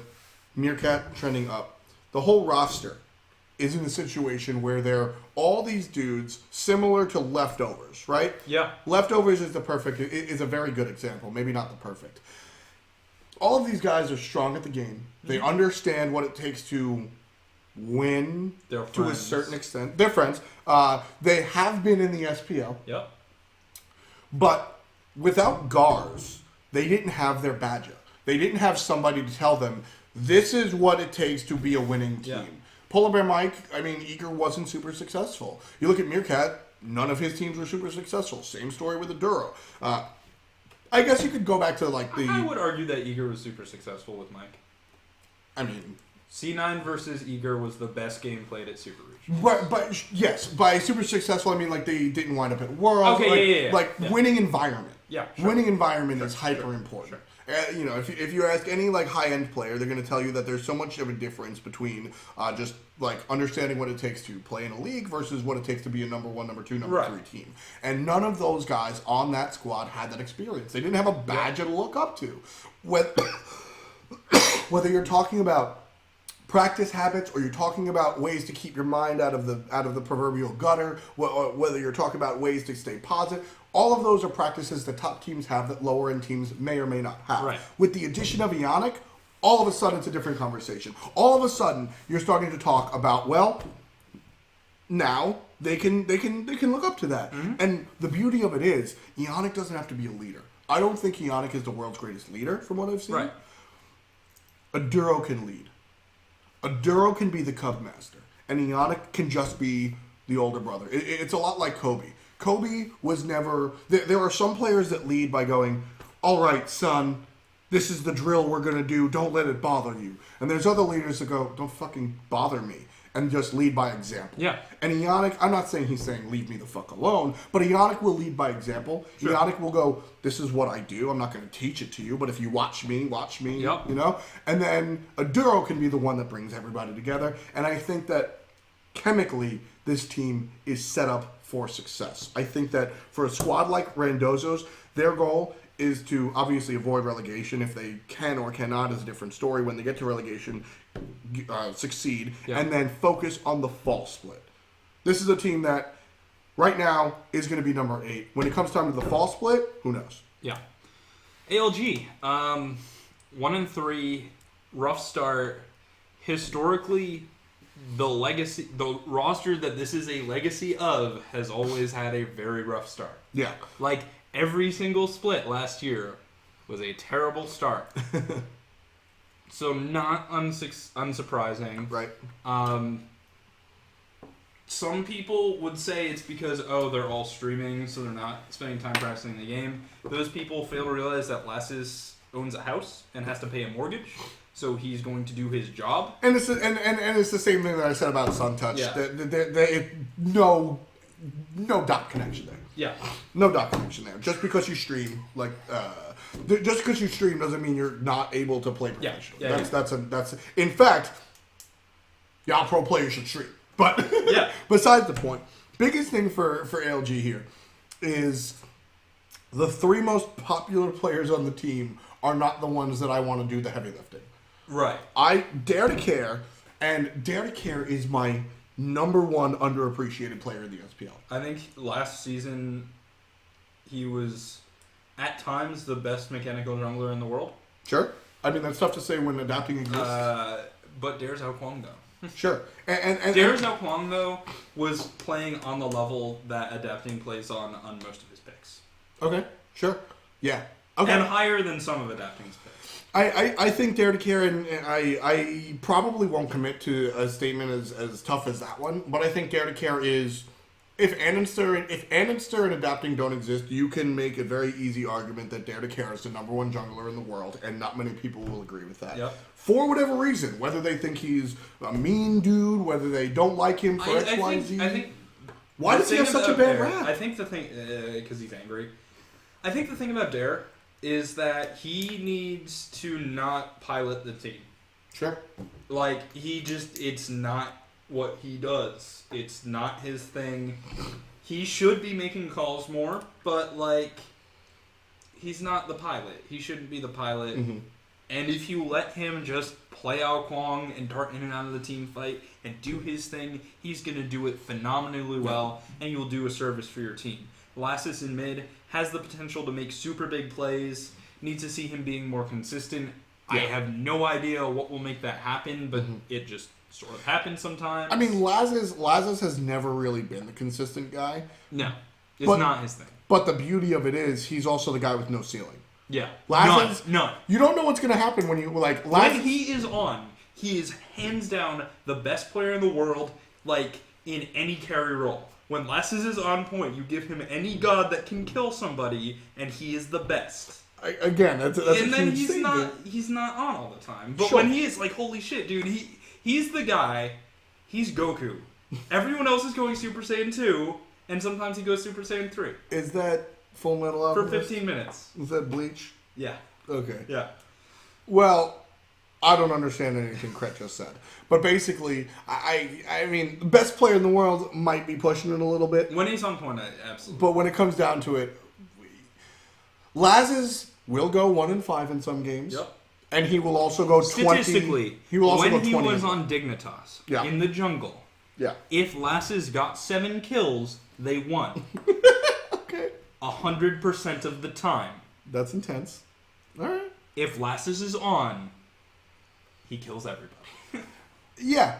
Yes. And that's my thing. Lassus will like he's not your backbone of your team, but he has that potential to go off. Yeah. And that's super important. There are, I mean, and I always go back to basketball, and I'm sorry if I alienate people, but I always go back to basketball because the gameplay, the team setups are very similar. Yeah. And you've seen so many World Championship basketball teams that function off of a guy like Lassus, where like he's going to shoot 20 baskets and he might miss all of them, but the next day he's going to hit 50, right? Yeah. Like, and you know, games are won like that. So Yeah, totally. Laz is not the backbone. You got to look towards DaretoCare. We've discussed him, and Oceans. Well, I want to talk about Incon. Sure. When we lost Aurora on Eager, Okay. you know who we wanted to be our support? Incon. Really? Yeah. We were like, man, we wish we had Incon. Why? Because he's a super smart guy, he's super nice, he's super good at the role, Okay. great shot caller. And that was our impression from scrimming against Envy. Then, I don't even remember, then Melios Mora or whatever the fuck. Super good guy, they finally got him. Now it's the opportunity for that to work out. Let's talk about Oceans. Yeah, Incon's sort of the guy, you know, I don't know. Oceans is the rookie. Oceans is dope until he plays against Zapman. Okay, so that play was entirely role inexperience and not being an SPL player. And let me break it down for you. Yep. Here's what happens. Grandpa Zap. Zapman, Grandpa Zap went the Boots first build. Oceans went the Transcendence build. They go back. Zap, because his build is cheaper, is going to get chin size before Oceans does. And he gets it. Mm-hmm. And Oceans doesn't realize Zap has chin size. So he positions forward, and Zap fights him, and Oceans takes the fight, and he loses. Not because Zap is a better hunter than him, though I believe Zap is. Yep. That's not why he lost the fight. Yes. It's just one dude has chin size, the other doesn't. If they were both bots, you can guess who wins. And then Zap ults to finish the kill, as Oceans did get distance, and Oceans fucked up because he juked into Zap's engagement range instead of juking towards his tower. Well, why would you ever buy chin size on home bots? So if they're both bots. The point is, give Oceans another split. That will never happen again. So I agree. I agree. I think that when you look at what Oceans is able to do, and he has been super impressive and a big point for me on the side of Eager. I think that with Lassus, we've established that Lassus is not going to be a reliable guy, but can be a catalyst. Yep. DaretoCare, kind of similar situation. I agree. I think Dare and Lassus have very similar, like, you might feed or you might become fed, right? Like, it's quite literally feast or famine with those two. Yeah. When you look at Oceans, he's the guy that his role is still under control. You can tell that MattyPocket is working to be that reliable backbone. Yep. You can absolutely tell. And MattyPocket is one of the most impressive situations for me in all of Smite. Did Matty get soloed? I love that Twitter. There's a Twitter that tweets every time Matty gets soloed. It's the best. It's so good. Yeah. There's also one that did Dimmy solo them. Yeah. And it tweeted a GIF out of when he soloed them twice. Dude, I loved it. And I'm happy to see our community getting more and more into that. One of my favorite things from League was Meteos' ego Twitters. We had a couple of ego Twitters in Smite, but like they didn't really last. Yeah. I want to see more of this community shit. It's really fun. It's really funny. But so, MattyPocket. When I say he's one of the most impressive players in SPL Smite, it's not because he's the number one guy. At all. Far from it. Every single time I have seen Matty play at a professional level, whether it was relegations, open bracket phase 1, phase 2, closed bracket phase 3, SPL games, right. He has visibly improved. Visibly. What I'm sorry, doing? I just saw someone in chat mention the Grabowski cut Twitter. That was really good too. That's good. It's really good. It was probably Rock Eater, honestly. It was probably Rockefeller in chat. Have you considered a Grabowski cut? I think it's golden. It's so good. Golden. Rest in peace, Mason. I've considered it, yeah. No, that's... But so, when it comes down to it, MattyPocket, every single game, improvement, and that is all you, that is what you ask of him. Dude, I still... Okay, I'm good. Like, at first, when he came on, he was like, alright, I can play Guan Yu. And then they bang Guan Yu, and he's like, alright, I'll feed. I'll play Vamana. And then the next day, he's like, alright, you can ban Guan Yu. I've learned something else. Like, the very next day. Yeah. You know? And now he's still has a lot of work to do. Still far from the top solo. I mean, way down there. But visible improvement every time he plays. And I think the end game goal for ALG is that Matty, Incon, and Oceans are super solid players who always do well, and they're good enough to keep the game going for long enough for either Last or Dare to go off and win the game. Exactly. And that's the goal. That's the goal. MattyPocket wants to get to a point where he is... Obviously, the goal is to be Omega, but like the goal is to be just reliable. I will always go 2, 1, and 5. Right? MattyPocket will never be the superstar, but he will never feed. That's the goal. So that even in the event that Lazarus feeds, even in the event that DaretoCare feeds, MattyPocket will provide a solid backbone and front line. Oceans can learn to be an SPL level hunter, which I believe he will. Yep. And then all of a sudden, you have a backbone, you've got a hunter, and then Lazarus and DaretoCare. And that's the thing to Ocean's merit, right? He fucked up against Zap because he didn't know the SPL thing to do. Yeah. Right? And aside from that, he did fine. Like, he fucked up because he's not an SPL hunter. Mm-hmm. And then aside from that, he played like an SPL hunter. Yeah, that's the thing. Oceans has been one of the most impressive, rookies, I think, that we've seen pretty much in the SPL. Yeah. Like, I just don't think we've seen as impressive of a rookie as Oceans. He's come seemingly out of nowhere. Sure. Like, I mean, he's at the level where he needs to be to start in the SPL. A lot of times we see rookies come in under that level. He's at the level that he needs to start. Mm-hmm. And I think that he's a good look to grow from there. So, Allegiance, I don't see them as a top team anytime soon. But real talk, I think as long as they continue the direction that they're going, fall split can be a thing for them. Yeah, totally. I think that right now they're a 4 or lower team. Sure. Fall split, they're a 4 or higher team. Yeah. Soar? I think they're a challenger team. They've got to prove themselves. So far, they look really good, but who the fuck knows? Personally, for me, if this team doesn't succeed, I think it's because Homofei is not a leader in the jungle. Sure, yeah, definitely. Homie Effie, Homofei, the Iron Homie, his situation is interesting. Dr. Feet. He plays... I'm trying to work that one together. Homie... House MD. Was that really the connection? Yeah, dude. Wow, I'm upset that my brain works on the same level as this guy's. But so I feel like Homie Effie, I mean, he's always been a little bit nervous when it comes to LAN play. That's always been an issue for him, even on the console side of things. I have always been like Homofei's. You're like his number one thing. I really have been. I like what I see out of him because I just see so much potential. Mm-hmm. He's definitely not a leader. And with a player like right Jigs now. Well, like, we don't know what he could I mean, he's like 15, right? Yeah, like, yeah. With a player like Jigs on the team, Krett, I don't know if he needs to be a leader. Yeah. I mean, the thing is, can Jigs control the map like a jungler has to? Because I think Homie will do the jungle things and will kill the people and do the ganks, but I don't know if he's going to have the Enster level control of the map. Oh, I mean, no, I don't see that. And I think that's what you need to be number one in the net. Sure. Okay, I can see that. I think that I think that might be an issue. And that's Jigs' job to sort of teach Holiday that. Mm-hmm. And I think it's possible. I have always said that I don't necessarily think Jigs has been like the number one mechanical dude. With that said, you don't have to be on a support player. But I've always valued Jigs' mind for the game. Mm-hmm. I think Very smart guy. I think that you put people like Jigs, ShadowQ, Emilzy in the same little box as far as like they're willing to explore different, like they're willing to explore alternative stuff. They're willing to give the benefit of the doubt to new things without going ISIS solo, right? They're willing to experiment. I mean, Jigs has created one of the.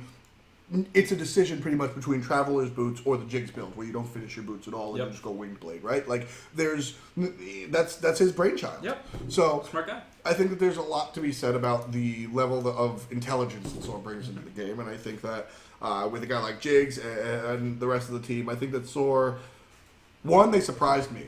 I expected them to be good. I didn't expect them to be as good as they were. Yeah. I think that was the thing watching them for sure. Well, we've got a lot more to see of them. It's a long season. They've got a lot of games. So we'll see what Sor can do. And are they a DreamHack contender? Yes. Are they going?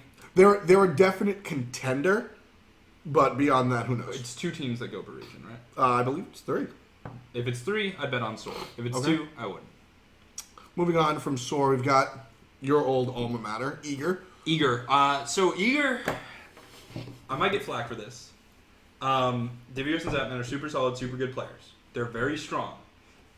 And then Eager's core, their mid, jungle, and support, is the former core from Cognitive Gaming, which was one of the weaker teams from last season. Yep. Eager is exactly what you would expect.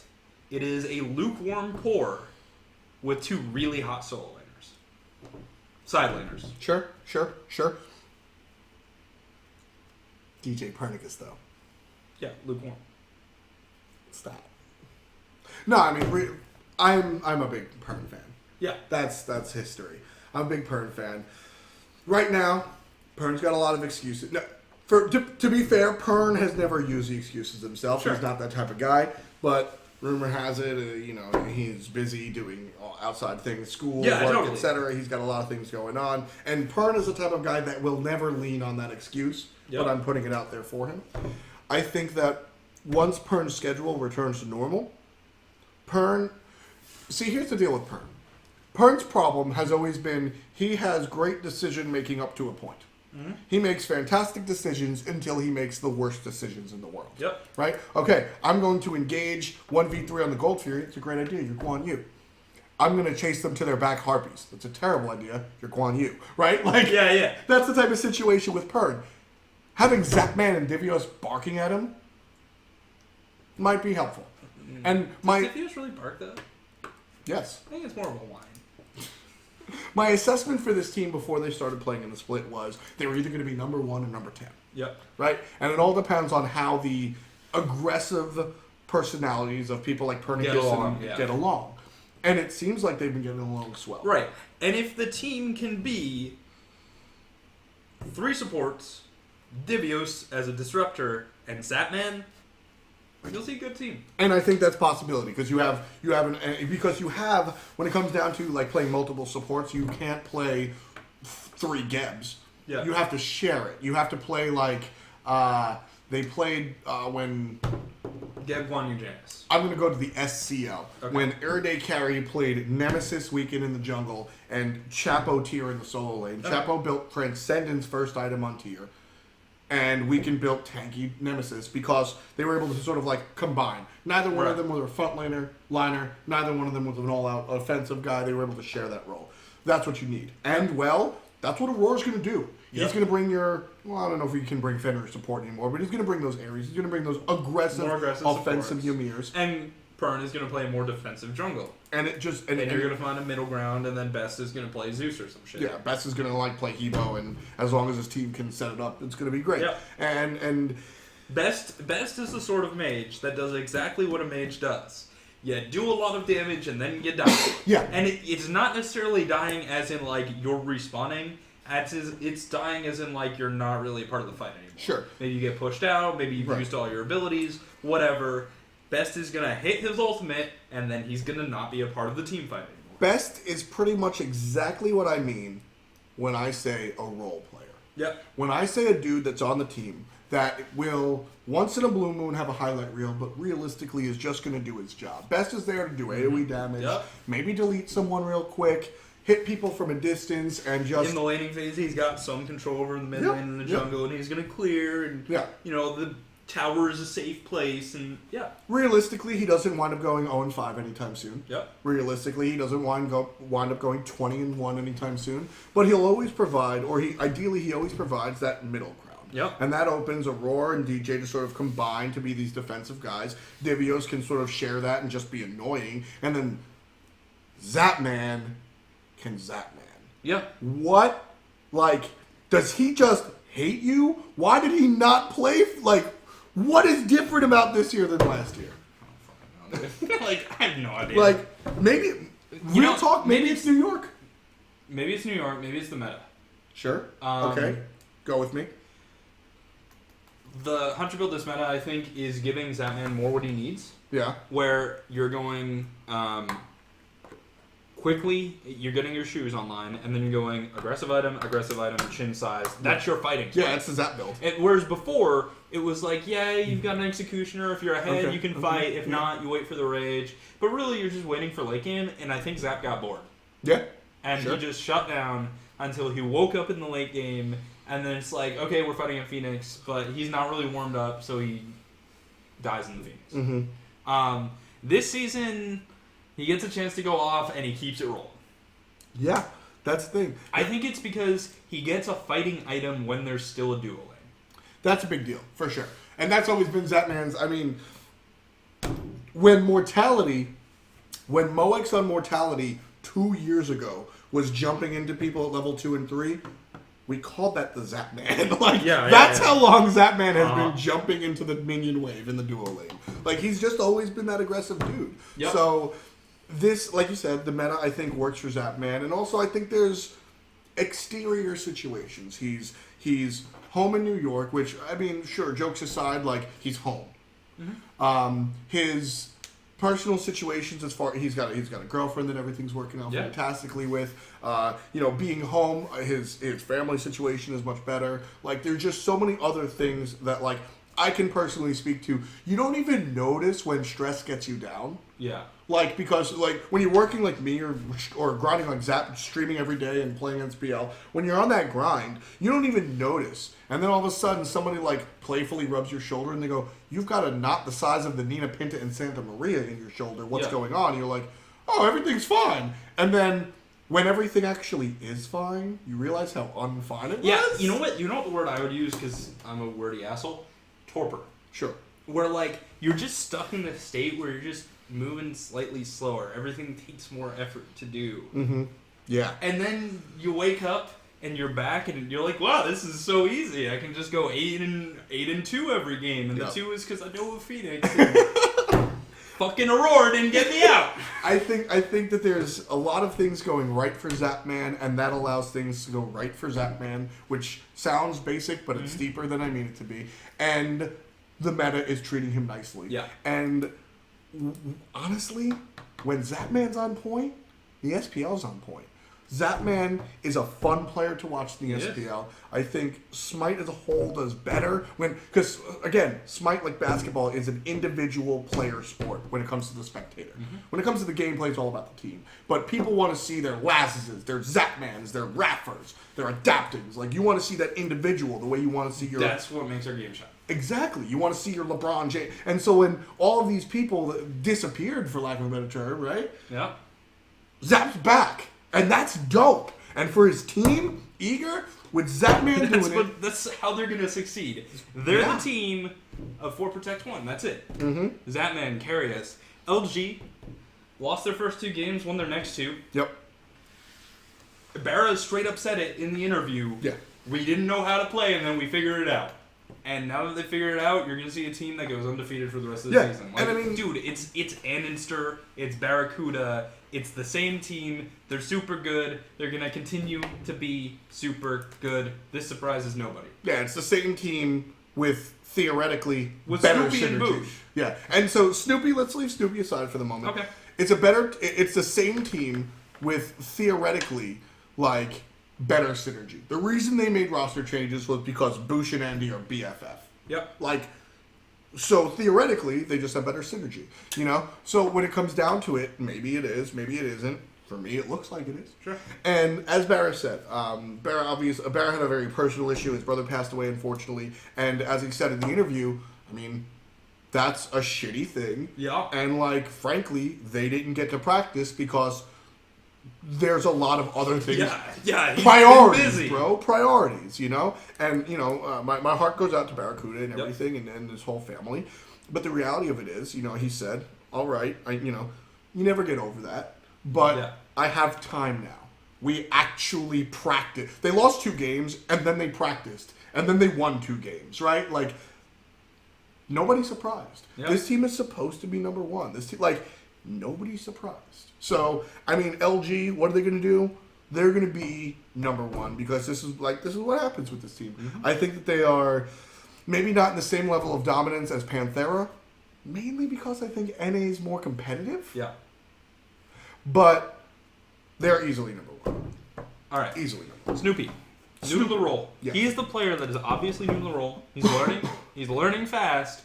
He played against Omega and did not get completely shit on. Mm-hmm. Yep. So, you know what? Put him back with his team. Yeah, for sure. He's there. Snoopy, so here's the deal. Regardless that they didn't practice and Barra said, Snoopy was the reason they lost week 1.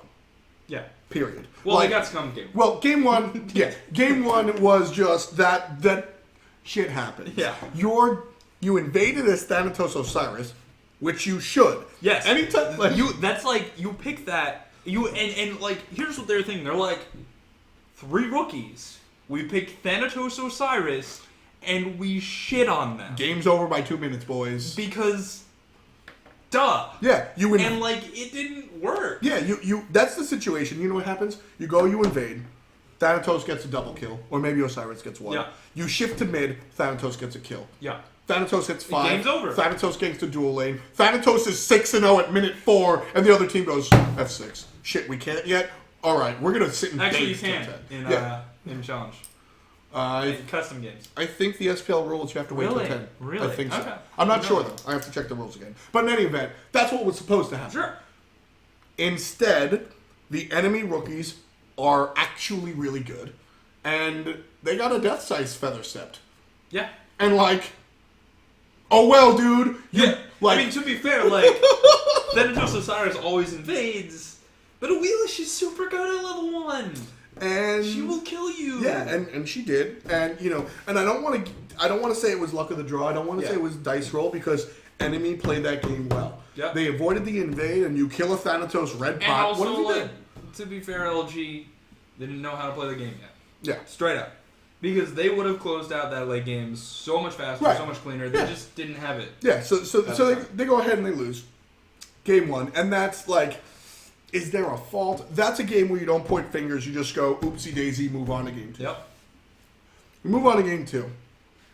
Enemy dance with them really well, which surprised everyone, myself included. Yeah. And then when it comes to late game, Snoopy wasn't good enough at being a solo laner. Yeah. He built Jotun's Wrath, was squishy, and died in 3 hits, Yeah. built tank items on his final death when enemy won. Yeah. And he was tanky besides the Jotun's Wrath. Excuse me. But my point is, Snoopy just wasn't good enough. Yeah. Well.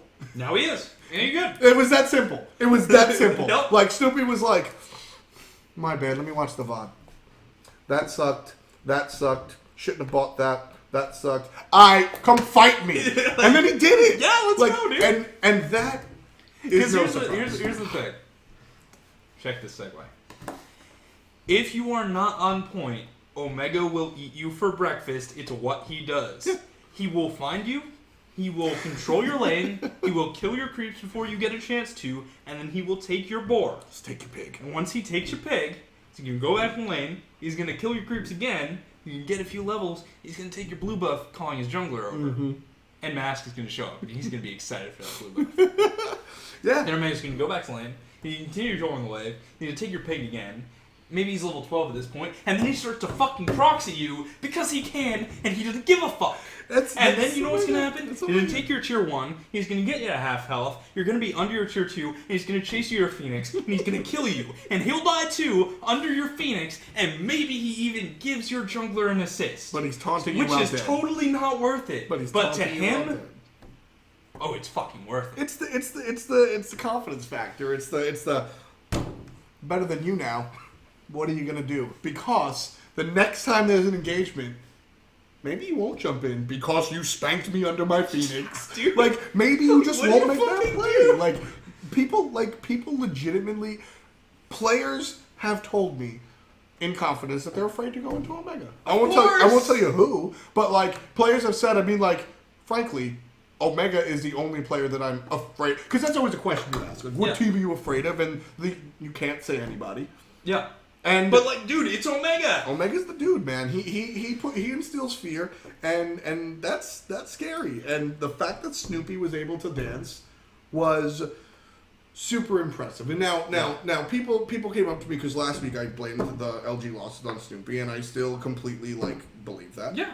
The deal was that, Snoopy historically has always been the best, role, multi-role player, or Snoopy has always been good, or Snoopy, of course, yeah, blah, but blah, blah. You have to understand that, he's just, he jumped into the deep end, and week 1 he couldn't swim, and he drowned, but we've got respawning, he's back, and he's swimming fine. My thing with Snoopy is that what makes him great is his ability to adjust, adapt, and learn from mistakes. Yeah. Week 1, there's no tape to look at. They didn't go through relegation. Yeah. They didn't do nothing. So he comes out and he plays in the SPL with nothing to look at backwards besides ranked, and ranked doesn't fucking count. And you go into the SPL and you lose, and you go, well, Marauder beat me. Yeah.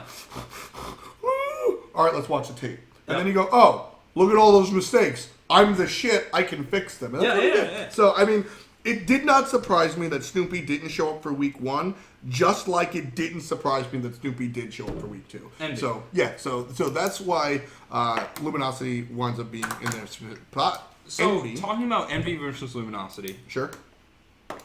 The reason that Omega was not able to Omega Snoopy like he wanted to is because LG is smart and they know that's going to happen, so they're going to apply pressure in places where Envy now has to pull Mask away from the solo lane, so Omega cannot get the blue. And when Omega cannot get the blue, then it starts to become a little bit more difficult for him, and he can't get the advantage he needs to dive your Phoenix at 13 minutes. Right.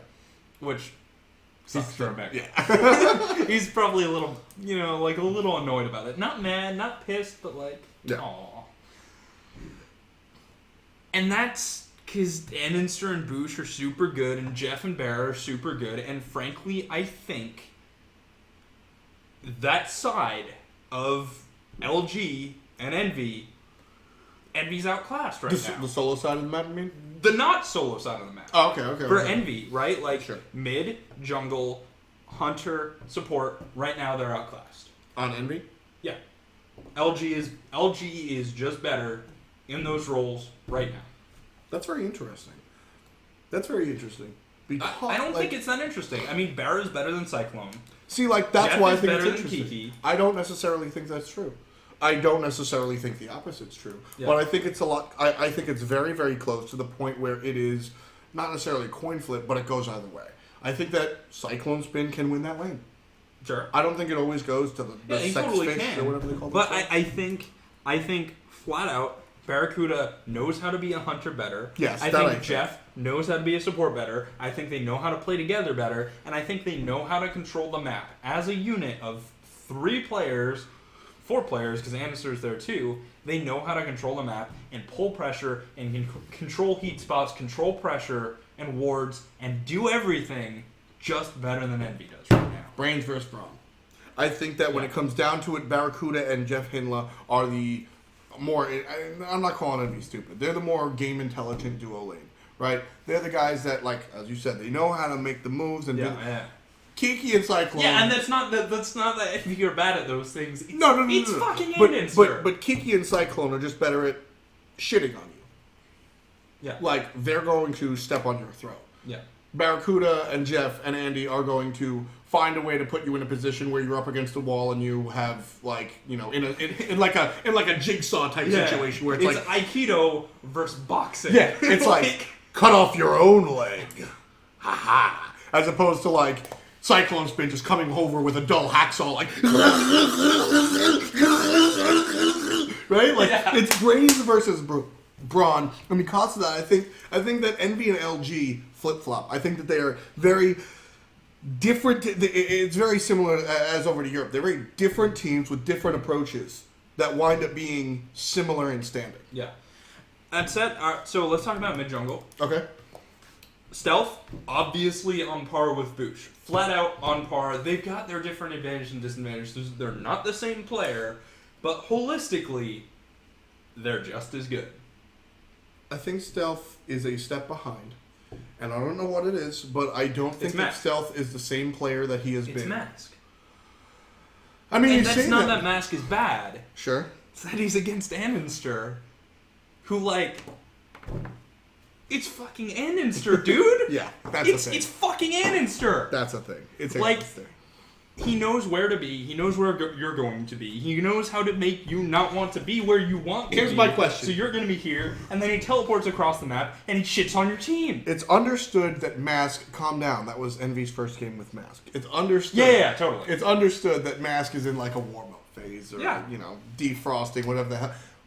Where is Mask's ceiling? Is he, like, because people have been talking about Mask the same way they were talking about Jiffy, even more so, in the sense that Mask, the next big coming, Mask, he's fucking Batman, Mask, watch out Africa, he's gonna shit on, like, Mask is the, oh my god, forget about the second coming, he's the third and the fourth. Yeah. Like, he's so good. Is that true? He could be Anister. Is that He true? could get to that point. That's now, the thing about Mask is his mechanics are amazing. His mechanics are nearly perfect. Mm-hmm. He has made mistakes. I have seen them. There have been points on Kali where it's like, that was not the frame-perfect play that he could have made. And to be fair, I'm talking about a frame-perfect play, so, like, fuck off. You don't have to do that every time. You can still be amazing. Sure. But the question... for me is, can he run a map the same way Anister does and the same way Adaptive does? Right, and because here, Mask is like mechanics 10, positioning 10, warding 10, builds 10, God pool 10, but like map control 9. Is that something? 8. Okay, I thought you meant like I'm going 9, somewhere like no. with this. So you meant 9, like no. 9 or 8. You've got like, you know, sort of like, I guess Chemistry. Chemistry, yeah, maybe an 8. Sort of like Yomi. Toper. Yomi from like fighting games, right? Where you like sort of, I don't even know how to describe that shit. 8. Okay. Anister is Michael Jordan in NBA 1998, right? Where he's called player, and everything is a 10. Yeah. Okay. Like like Ken Griffey Jr. in his own game. All the characters are fake, but Ken Griffey Jr. is like bazillions. Yes. Yeah. All right. Yeah. That's Anister, and Mask can probably get there, but you think so? Who really knows? Because I mean that's. Well, the thing is, it's very hard to tell from the outside a player's potential, and it is even harder to tell a player's potential when it comes to map pressure, when honestly, map pressure is really hard to describe anyway. Yomi is really hard to describe anyway. When it comes down to it, Mask is a player that I don't want to put an arbitrary ceiling on, because Mask is a dude that we know he's strong, we know he's talented, and exactly what you said. It's all about the finer points of map control, and those are team-oriented things. They're individual-based, but they're like you have to work with your mid lane. I think yes, but I think it is a jungler who runs a map. Sure. And like, yes, it's sort of like it's their thing. Whereas like for a solo laner, it's a sphere of influence, right? Like they control the pigs, they control the blue buffs, and the mid laner controls the mid harpies and the gold fury and the fire giant, and the hunter controls the gold fury and the duo pigs, and the support is roaming instead of sphere control. Mm-hmm. But junglers, they just have map control, and it's up to them to make you not want to be where you want to be. That's the big question for Envy, is where the ceiling on Mask actually is. And does the overhype or the hype about him influence him, right? Like, that's a big question as well. He's young, too. Yeah. So, realistically looking at Envy, I think that they're still a top-tier team. I don't think there's any conversation about that. Yeah. But what I'm looking at is how far does Mask go? And now is usually where I put my analysis on that, but I want to let it rip. I don't want to put a ceiling on it. Yeah. I am very eager to see how well he does. Denial, on the other hand, that's the one half of enemy that is. See ya. Krett's gone. Oh, he's coming back. But and Denial is the good half of enemy. Yeah. I think that you can objectively say that. Which is funny, because they're 4-2 and enemy is 5-1. Exactly, which is that I am setting that up. That's the thing. Denial, enemy split up, and if you had to pick the better side of enemy, you're going to say Vedium and Salt Machine, as opposed to Pain and Chaos. Now, Pain and Chaos aren't janitors. They're fine, right? The decision, the reason they split up, they wanted to replace Pain, you know what I'm saying? So, you just look at the down, you're like, all right, the better half of enemy, plus their coach, Drelo, which is a big deal in my opinion. And then you combine them with Shadow Q, who I think is a good mind and a decent player. Yeah. And Mace to the Face, who is that not on the same anymore. Exactly, Mace to the Face, who is that role player. And then they replace him with Xenotronics, who is that role player? Who the fuck is that? And now they have Skeely.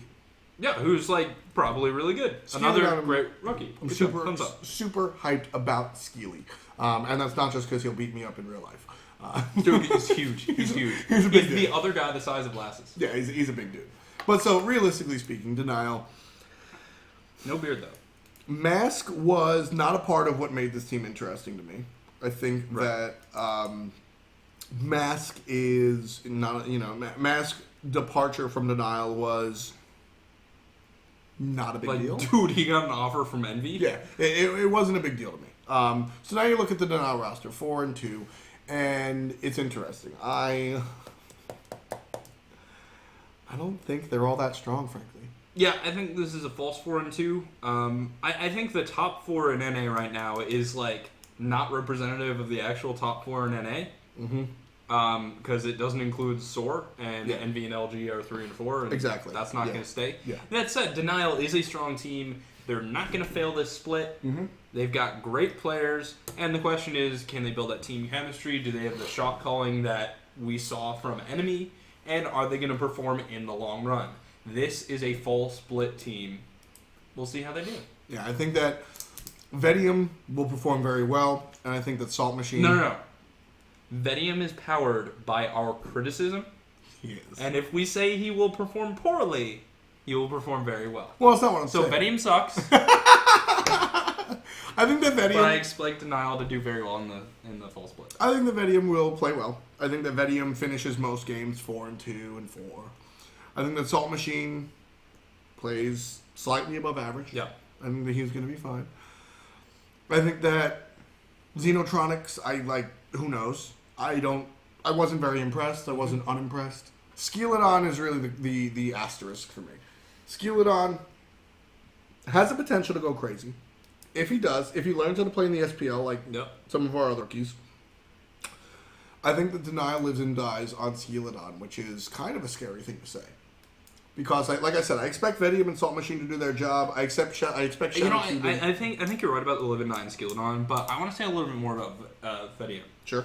North America Hunters this season. Matt Yankee, super strong in the role, and he's been waiting to be good, right? Yeah. He's been just sitting I'm on fucking elevator.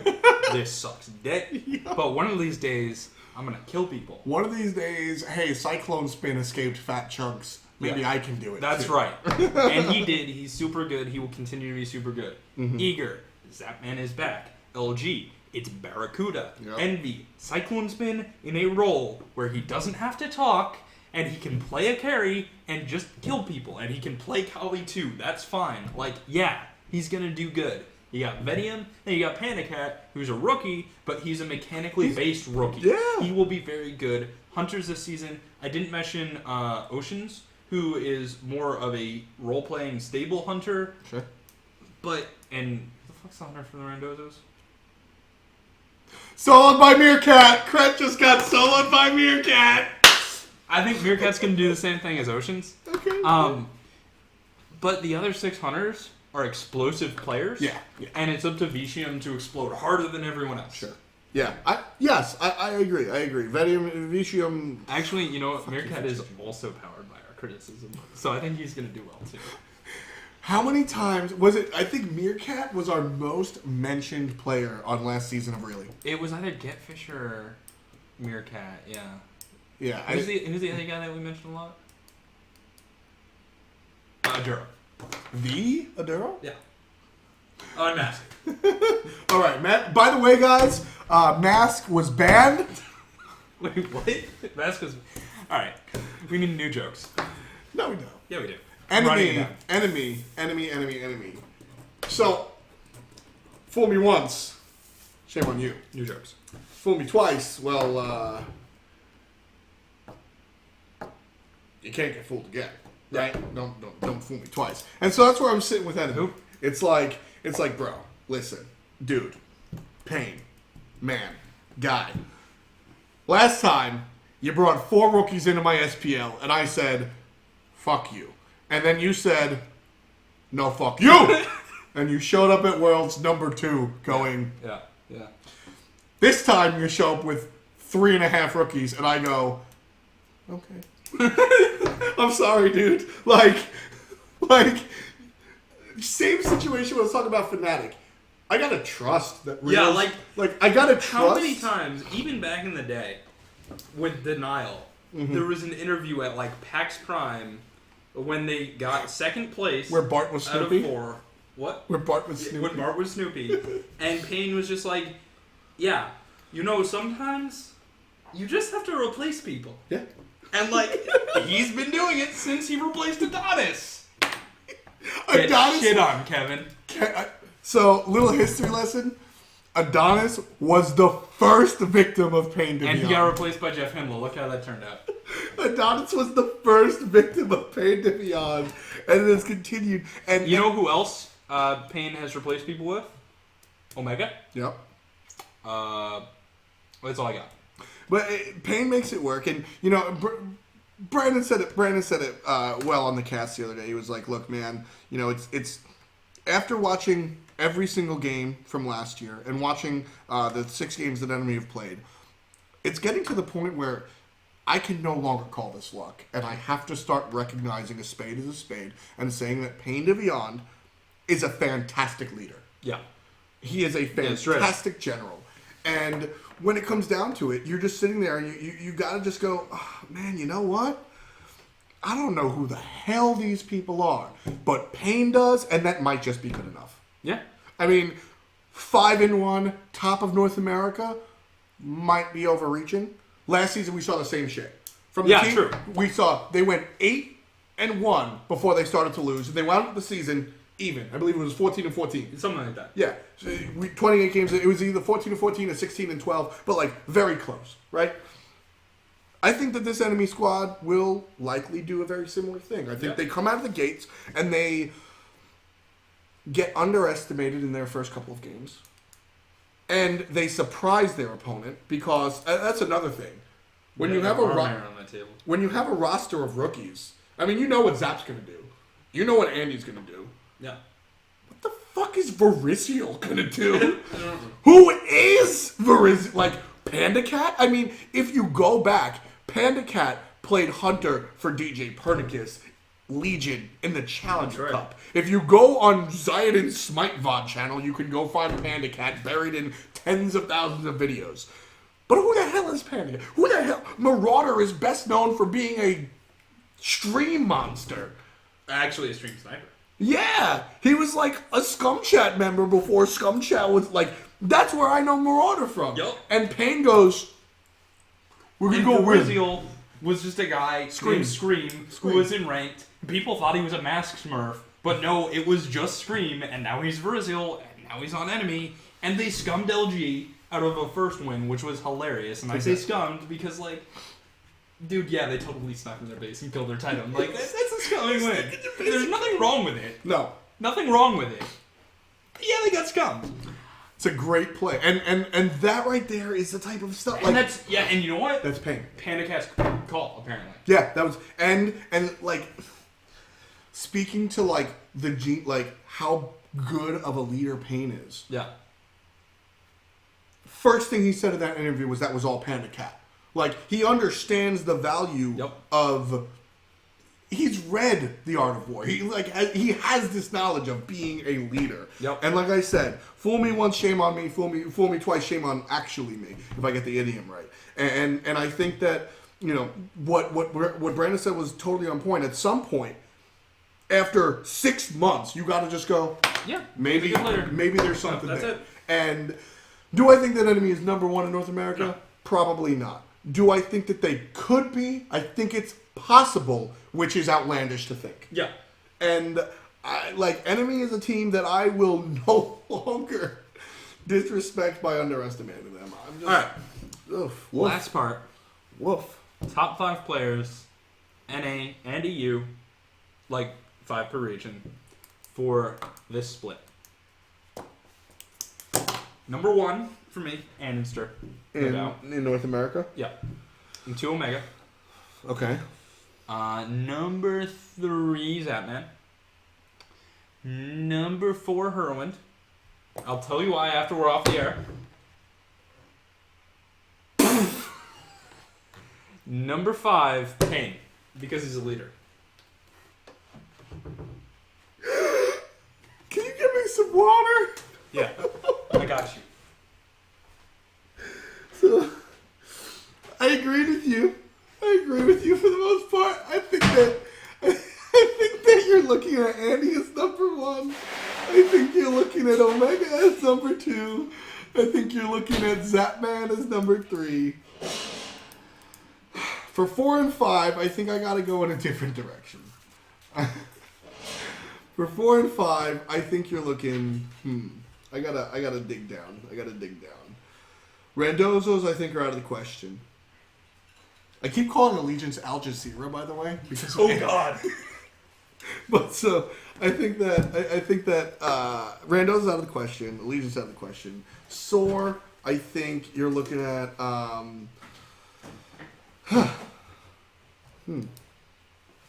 I can definitely give you 1, 2, 3. It's Andy, Omega, Zapman. Yep. As far as the other 2 players are concerned, that I'm digging a little deeper. I think that I want to talk about Cyclone Spin. I think that I want to talk about Met Yankee. Okay. I think So it's rough. I'm very confident in my top 3. As far as the other 2, it's rough. I think that Baskin probably sits somewhere in there as well. Yep. Chat's bringing up Baskin. I don't disagree. Yeah, I don't know. I'll give you 3 out of North America. All right. I'll give you 3 and a floating basket and a floating Met Yankee. EU, you only get 1 member of Panthera. Fuck me, fam.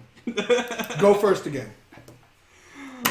The hard part is you have to pick your best member of Panthera. I'm going to go with Iraffer for that one. I'm going to go with Iraffer, Batcha, and Millsy. You're going to make a top 5 player list and not include fucking adapting?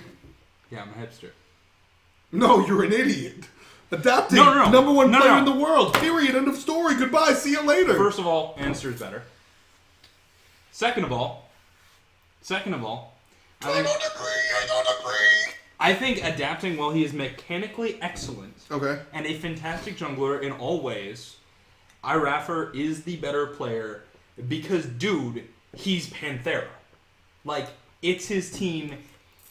That's him. He's Captain Planet, and they're the fucking Planeteers. Well, actually, adapting is Captain Planet. Yeah, the difference is you can't be one too. Raffer is the guy who's the lead Planeteer. Defending So I give it to him. Is the thing to do. Yeah, that's right. Looting and polluting is not the way. Here's what kept them flying. Badger and Millsy Cheerio. And Badger? yeah. Number 1? No, not in order. Oh, number 3. No. Oh, okay. Yeah, I'm not thinking in order. I was like, dog. Nothing in order. Chill. Right no. Who do I want for Paradigm? It's one of them. Raffer is Heart.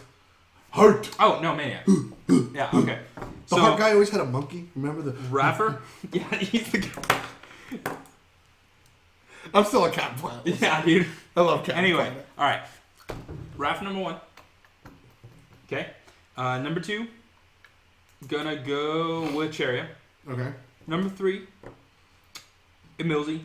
Number 4. Badger. Number 5. Maniac. Talk to me about Maniac and Badger. Dude, Badger and friends. It's the same reason Raffer. Okay. Dude, the team success is it's Badgers. But you can't compare. All right, if Panthera are Captain Planet, then Badger and friends are like motorcycle mice from Mars. Yes, but dude, they're still pretty good. I mean, It's like He-Man and the Masters of the Universe, but like it's a show about the Masters of the Universe only. Street Sharks. All right, fine, or SWAT Cats. But there were only 2 of them. But whatever. Dude. Gargoyles. Oh, now you're pushing it. For me, Europe's looking like adapting. I'm gonna make fun of you because you didn't mention Marcus. Where the fuck is Reels? I You went with don't. Maniac, dude. No, like usually there's some sort of understanding. Yeah. No, bad Krett, bad Krett. Reels. I think that adapting is number 1. I understand your Captain Planet, and I respectfully throw it out the fucking window. Adapting is number 1. Then you're looking at Reels. Reels is going to drive a Fnatic. Reels is a big part. Sure. Who you taking from Cringe Crew? Variety, just kidding. I think that you're looking at adapting. I think you're looking at variety. Seriously, that wasn't even meant to be a joke. I think you're looking at adapting. I think you're looking at Reels. I think you're looking at Cheerio. I think you're looking at Rick's Tank. And I think you're looking at Zeros. Actually, I'll tell you why it's Maniac. Because I said players to have a big season this split. Okay. I don't think Reels has that this split. Because he's got a newbie support. Disagree. Reels is one of the few players that exists in a vacuum for me. Fair. I don't know how he does it as a hunter. Me neither. Yeah, me neither. Yeah. But I feel like you could put TV as his support and he'd still do well. Yeah. Fuck TV. Like, seriously, I think that Reels is the ideal hunter to have a rookie support because he exists in a vacuum. What he does is independent of the support. He's able to come in at the end of the team fight. Reels is just, there it is. He's super good. He's my boy. So I definitely think that belongs there. People are saying Chapo. Different league! Chapo doesn't even play PC. Did he ever? Yeah. Did he fail? Yeah. He was a challenger boy. I don't think he ever made SPL. El Chapu. He was on Torch. And then he left. Yeah. Want to mention real quick before we go the SCL and more importantly Noble and why they don't exist. Noble keeps getting knocked out in the round of 16, like right before semis. Sure. And it's that lineup that I have been excited about for you. It's Junipera and Lou, X, right? And I love them. They had so much potential, and I think they intelligently went to the SCL. Sure. I think, could they make it into the SPL? Sure. Will they ever be a top tier team? No. Not anytime soon. I'm very surprised where they're not succeeding in the Xbox League. Do you have any idea why? I don't know the rest of the roster, and I don't know what the field of competition is like. So, yeah, honestly, I don't know. It's just surprising. Part of it is just like, dude, tournaments are rough. Man. Yeah, that's true. Sometimes you get a shit bracket. Sometimes you get a shit bracket again. Like Hinderman chimed in with his top 5 EU. Raffer, Real, Zeros, Quavo, Fred, and Maniac. Yep, 3 Fnatic. That's fair. Yep. What did I say? I said adapting reels. Oh, see, you were out for 2. It's Hindu Man. That's my boy. Yeah, but that's Hindu Man. He doesn't actually count. This is my show. I'm going to get rid of you. And I'm going to get Hindu. Oh, look, I can be Hindu Man. It's a bow tie. It's a bow tie. Alright. We gotta cut it. This is getting bad. I really, Final words. adapting them forever. I don't know. I definitely, I don't see. I see how you can, but I can also see how Stevie Wonder might drive a truck. In any event. My final words. Those were my final words. Answer's the best one in the world. I'm done. It's been a fun show. We're definitely going to spruce things up and do different things. For what it's worth, I was dressed like this for other reasons. Krett decided to pull out his preacher costume for, I don't know. But for real, we've had a ton of fun. The idea is still going to be the same as last year as far as really is concerned. Smite. A Smite sandwich surrounded by esports as a whole. Yep. In fact, this year I think we might even explore other More esports even more in depth. Yeah. I think we've got a good start here. We're shooting for about 2 hours. We went a little over, but oh well. Extra for you. As far as thoughts for the future, my mind's already turning. Your guys' minds probably already are as well. I'm replacing you with Hindu Man. Of course you are. We're going to take feedback stuff. I'm destroying your monitor. I'm It's sorry. okay. It's tiny. Okay. So yeah, hit me up on Twitter if you have any ideas as to what's going to go on. Yeah. Obviously, the show will be every what day is today? Tuesday. Tuesday. Every Tuesday at 8 p.m. Eastern Standard Time, and it will be on YouTube at youtube.com/Krett. Definitely want to check them out if you didn't get to see us in time. And shouts to the Europeans that actually stayed up until like the crack ass of morning. You guys are the shit. I see a lot of you Europeans. Hindu Man says he's not interested in you. Get shit on. So, thank you for watching. Feedback and everything. Allied. Okay, see you later. We'll catch you next time. Thanks for watching. Peace. Peace. And much love to you. Is this the button? Yeah, it's the button. I can't see it.